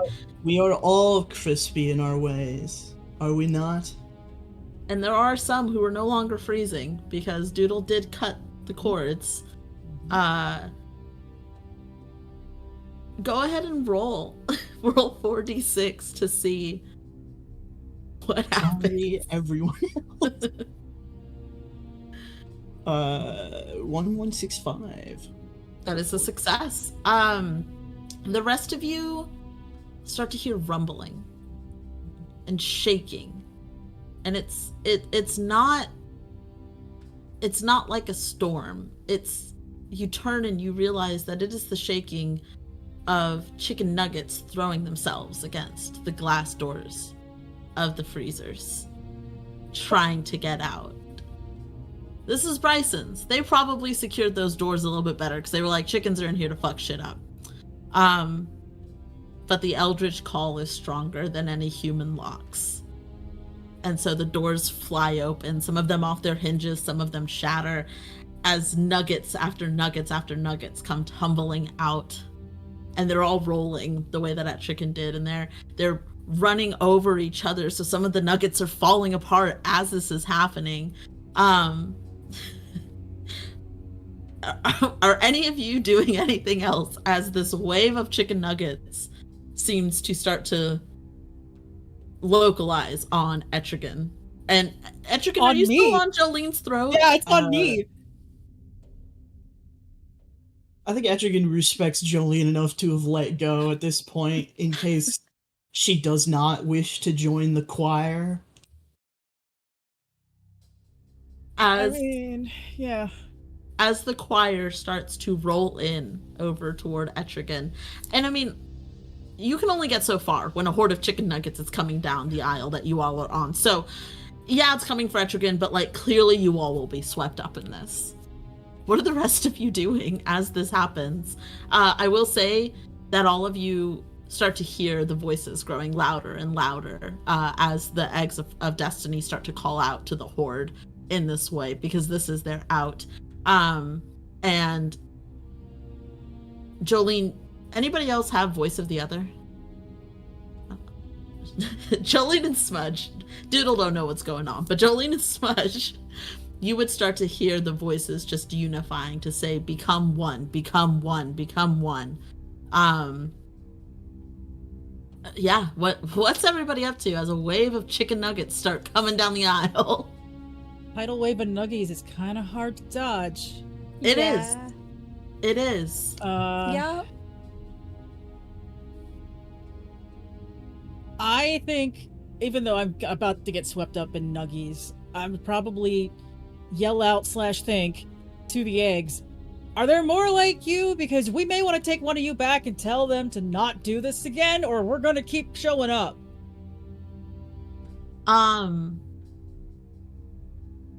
There are 4 of you. You were told to retrieve 5 eggs.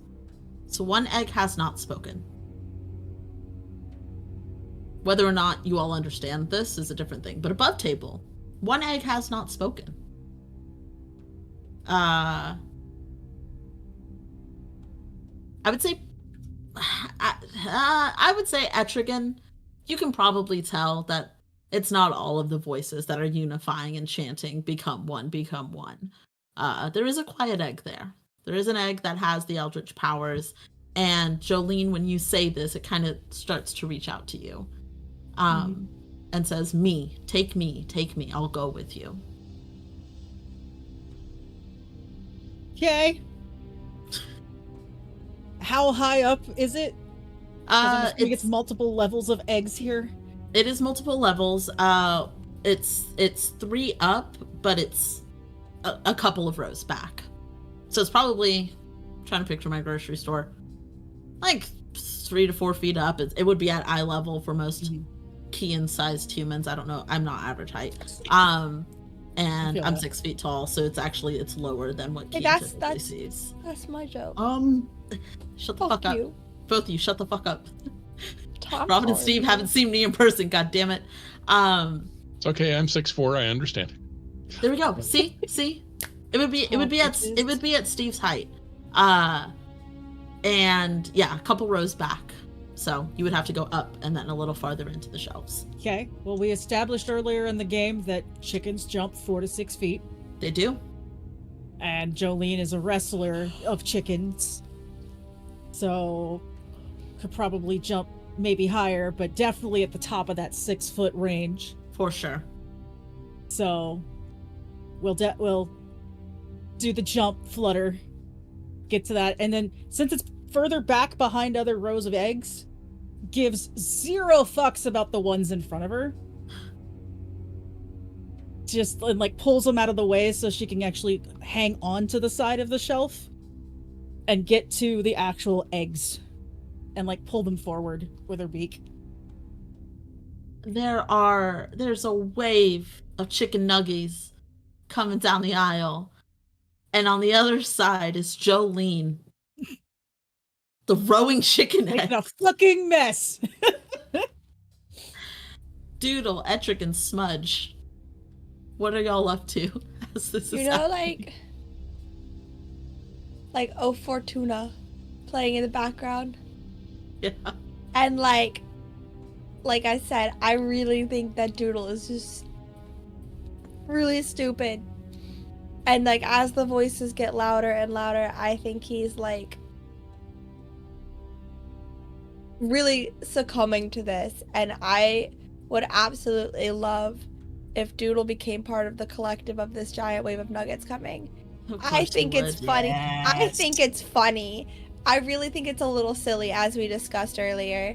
Just a And little. it's just a little silly. And I just like every action I've made for this stupid ass chicken this whole game, just I cannot justify making a smart choice at this point when they are offering for me to be on television. And I don't think that Doodle is smart enough to realize that a voice in your head, much like, and you're a chicken, does not equivocate to being on television in any sense of possibility. I was like, yeah, I'm gonna be a star. I'm gonna be on television, and I'm gonna be part of this collective. Doodle, what does this look like? Do you use any eldritch powers, or do you just turn around, spread your wings, Yeah, and let that the one. Nuggy Wave overtake you? Like I said, Oh Fortuna playing in the background. It is almost like before Doodle is even reached by the wave of nuggets, there are tendrils that reach out and pull Doodle closer. Smudge. We are one, we are legion. We are one, we are legion. Is Smudge doing anything as this chaos is breaking out? Yeah. In one of his journeys to the fabled south,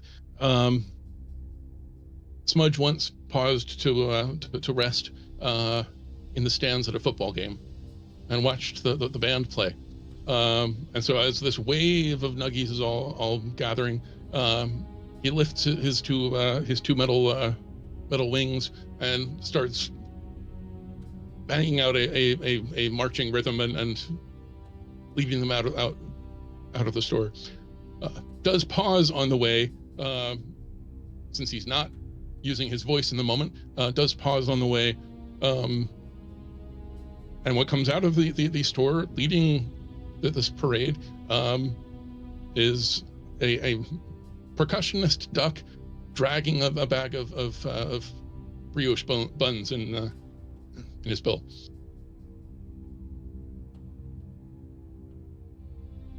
Etrigan, you are sitting there waiting for the horde to come to you, and all of a sudden there is beautiful music, and some of it you think might have just been in Doodle's head as Doodle becomes one with the horde, but then you realize that Smudge is adding to this fanfare and is making sure that this is a regal moment. You look back and you see Jolene yeeting eggs onto the floor of the market to slowly also become one with the horde. Jolene, you do find the carton that has the eggs of prophecy. It has all 5 of them. One of them clearly saying, "Take me." Do you just grab the one, or do you take the others as well? I can't fly, which sucks, but because at that point I would have grabbed the one and just flown back, but I can't fly. Duh.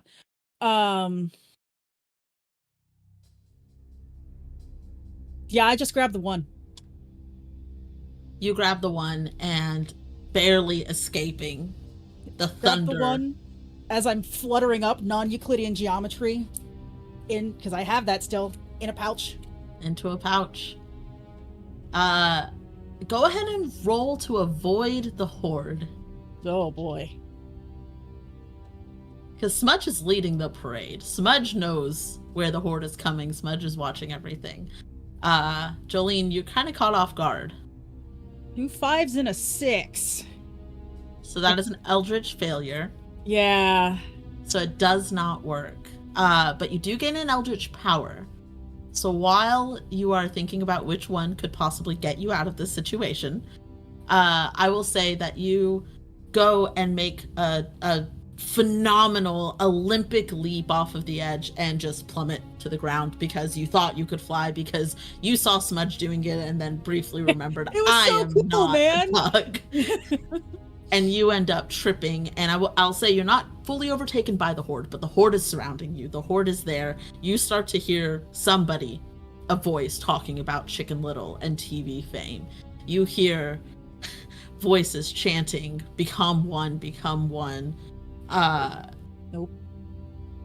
You hear Smudge just tapping away the beat as the horde begins to turn and follow this duck eating brioche buns. Not eating, just dragging the bag along to share the bounty with my people when I catch up with them. Dragging brioche buns, and That's behind great, the though. buns. What is... Etrigan, describe to me what this horde looks like. Okay, so I know you were waiting for this. I think with the inclusion of Doodle in the horde, I'm going to ask to take some liberties with the sharing eldritch powers, if I may, because But mine is yours. Doodle has non-Euclidean geometry, and Robin specifically requested what I'm about to Do do. it. Oh my It god. was either gonna be me or Doodle that was gonna give this I- ability. As Doodle is absorbed, a distinctly Etrigan voice says to them, "Crush your ego, brush your chaotic thoughts lost in air. Take a deep breath inward until you feel the clarity of the nugget. And yes, now it's time to let it go and take up a new cause."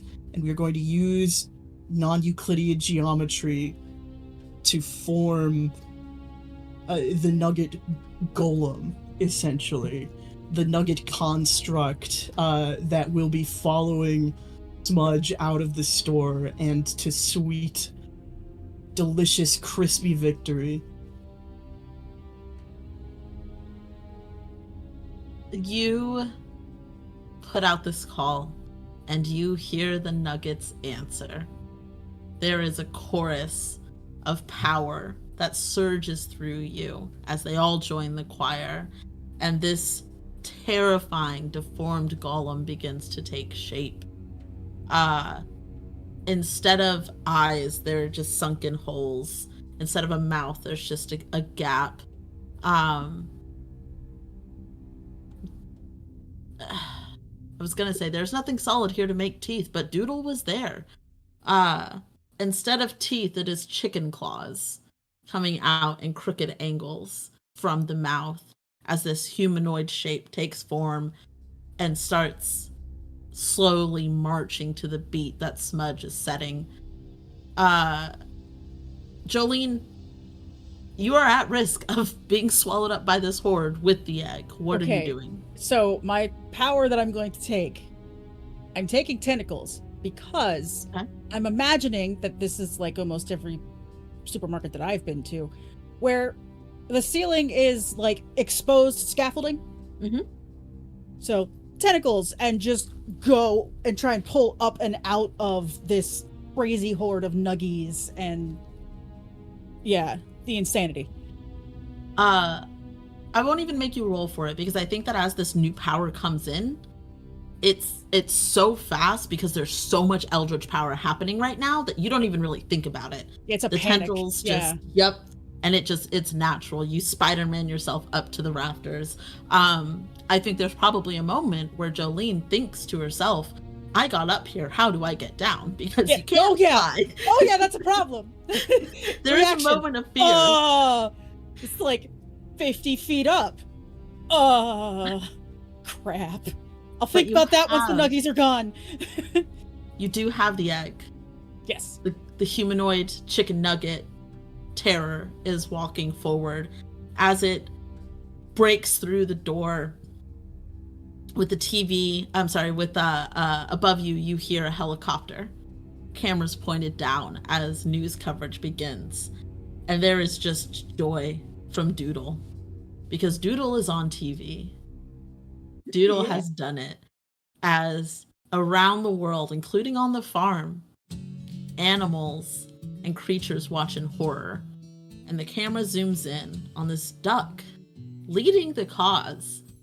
And you know, across the world, Smudge, that even the ducks are getting praised. They are, you are there, you are leading the cause with your brioche buns. And the ducks know that the bounty that you have found will be shared. As Jolene, you watch this terrifying scene play out, the little egg that you have just starts to whisper, "Thank you." Oh, we're not home free yet, bud. I gotta get down from here. Fuck. And I think the camera pans out, shows this grocery store as this golem begins to wreak havoc in the parking lot, tossing cars out of the way, breaking down. I mean, I imagine a lot of chicken nuggets. This is a pretty big golem. But it's starting to break down whatever is in front of it. I think that is a lovely place to end our chicken adventure. Thank you all so much for indulging me on this silly little game with this silly little situation. This has been an absolute delight. Before I hand it over to my cast, I just want to remind everybody watching one more time that this is a charity stream. This is a charity week supporting the World Wildlife Fund. Definitely donate. Every $10 gets you into the raffle for t-shirts, baseball caps, RPGs, opportunities to get your characters drawn by some people in the TTRPG community. So definitely donate. We're super excited for the money that we have raised so far. There are going to be phenomenal streams the rest of the week. You do not want to miss. Definitely come back and hang out. But at this moment, I will hand it over to my cast to allow them to share who they have been, let us know where we can find you, what to expect you on next. And I know they're going to be mad at me for it, but I'm going to hand it over to Elsie first, because they are first in my overlay. So, Elsie. I was opening. I don't have my calendar open yet. I was still doing it. Okay, here I go. All right. I was right. Okay. All right. Hi, I'm Elsie. I'm Optimistic on all social media. It's, I think, above me, maybe. 2 eyes somewhere in there. It doesn't matter. I don't care. I'm never on social media anymore. Where can you find me? This isn't even the right Google Calendar. I don't want to talk about tomorrow. Tomorrow is a very scary day for LC. Oh wait, I was Doodle, BT Dubs. I was Doodle and now I'm part of the Legion. Tomorrow you can find me on Entropy Emporium. It's this cool little channel created and started by some cool friend here. Don't know who that is, but couldn't be me. It's not me. I realized how that sounded now. Okay, my outros are always so fucking chaotic. I'm so sorry. Masks tomorrow, run by JD, not Jason Dean, as you know him in the community here. It's a horror game. We play a bunch of superheroes who have never done anything wrong in their life, especially me. I really, for reals this time, have never done anything wrong in my life. I'm just a little guy. And it's our first episode. I am, I swear. It's our first episode though. And it's gonna be really cool and really great. We had a session like 0.5, ended on a cliffhanger. So we're going like right into the action. It's gonna be super cool, super fun, great concept. And I'm gonna leave the rest up to either let Kian explain it or leave it up to mystery. I don't know. And then that'll be every other alternating Tuesday from now on. Also, we have our second episode on the 12th here of what is Danny here? Danny's gonna kill me for butchering again. It's like Haunting Hill House, Duncan Hill. I don't know. They wrote it. It's great. We have an episode 2 because we broke her game because we killed somebody so I could have a boyfriend. Because we realized, why don't we just murder instead of letting them exercise us? It's great. We found the loophole. And then I'll be back for Dustgrave on the 18th, or we'll Hell's Gate or whatever. Apparently we have a lore drop. I don't know. I'm so tired of being traumatized. Let them cook. No, you're please. not. I'm not. You're so right. And then, let's see. I'll be at PAX East on the 23rd if anybody wants to come hang out in person in Boston for one day only. A special of meeting me in person one day only. It sounds like an autograph signing. I'm not going to sign autographs. And on the 26th, I'll be on, what is it? High Shelf Collective. If you want to, I haven't decided whether I want to do my presentation for Off the Shelfie on X character did nothing wrong, or you can come learn whether you should go to the hospital in the emergency department, whether you should go to urgent care, whether you should go to your primary care, or whether you should stay home. Because some people, no one in this community, hopefully, have trouble discerning that. It is not a medical advice. Please don't quote me on that. I will have a disclaimer at the beginning. And honestly, that's really all for this month. And that's all I'm going to say because I've taken enough time and I'm so sorry, you guys. I'm going to quit rambling now and send it on. Can I popcorn it, Kian? Can I do that? Go ahead. Okay, JT, go. I knew you were gonna pick me. And I I'm know. probably gonna go on for even longer than you. Great. Okay. I love this for Hi, you. I'm JT. Pronouns they them. I was Etrigan the incomplete, now finally whole again. You can find me back here next Wednesday, the 13th, for the season 2 premiere of our hit miniseries Nova, which we are all just feral about. You can find me in the Entropy Emporium, which is the channel that I am the proprietor of. We are doing a variety of campaigns and other activities. Today we just announced our first foray into non-TTRPG gaming.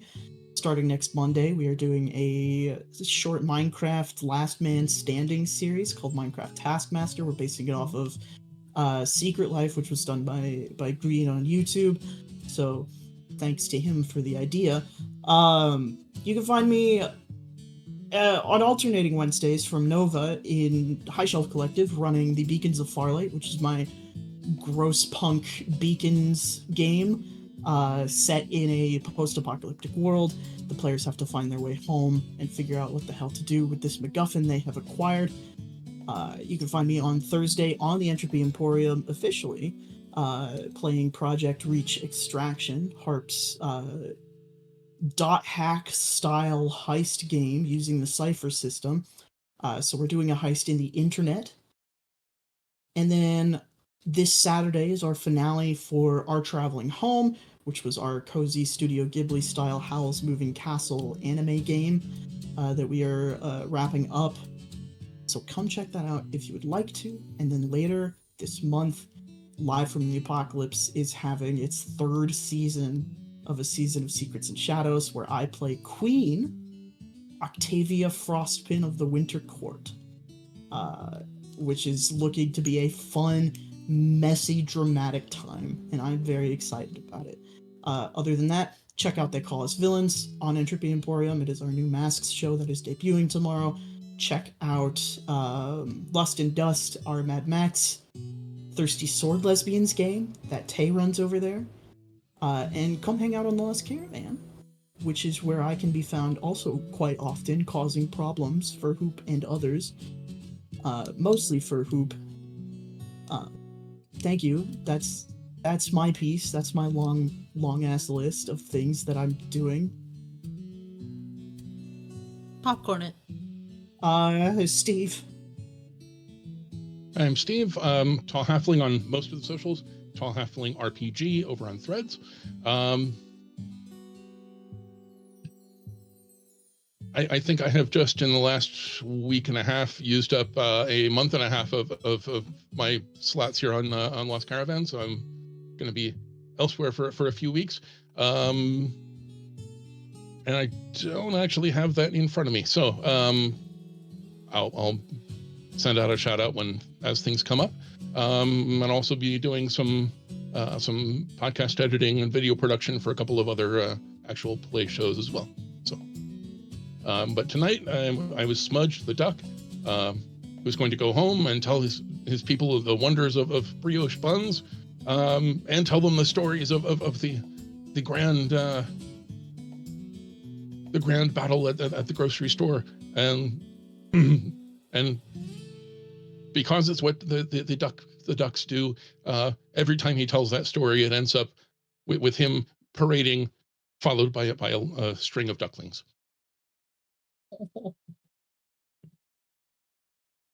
Adorable. Oh no. Delightful. And of course, Robin. Hello, I'm Robin, Ginger Brigade on Twitch and Blue Sky. I played Jolene, the glam rock wrestling rooster. Hopefully getting back with that egg. I don't know. It's cool leaving it as a cliffhanger. I don't care. You can catch me mostly on here. I tend to not jump around on other channels because I don't have that much free time. However, this month you can see me again on the 10th playing Fathomless Gears, which was a if you like mechs and you like kaiju and you like the concept of trying to fish a kaiju with a mech, come and watch that. It's created by one of the people who's a part of our community, who I hope is sleeping right now because they're overseas. So that's on the 10th. On the 16th, I'll be playing Pathfinder with our resident Pathfinder obsessed person, Osiris James. That's gonna be fun because I made a druid who likes to use all the forms. If the character is approved, I can turn into a dinosaur. It's gonna be great. And then also, we are in filming for another creation that is from Osiris. It's called Mech Finder, which is take mechs, put them in the Pathfinder universe. So if you want to have a mech where you kind of like meld into it magically and then just get to be a badass, Mech Finder's for you. That is going to be straight to YouTube though, so we're currently filming it, and once it's ready, you'll hear about it in the Discord.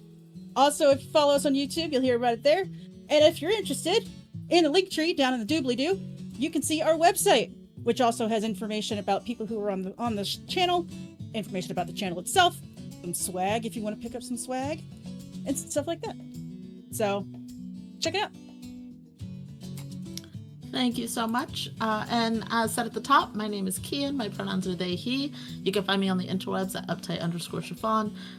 You can find me over on Entropy Emporium. I am part of the Project Reach Extraction cast, the Lust and Dust, Tales from the Thirsty Waste cast, as well as the Masks Horror, They Call Us Villains cast.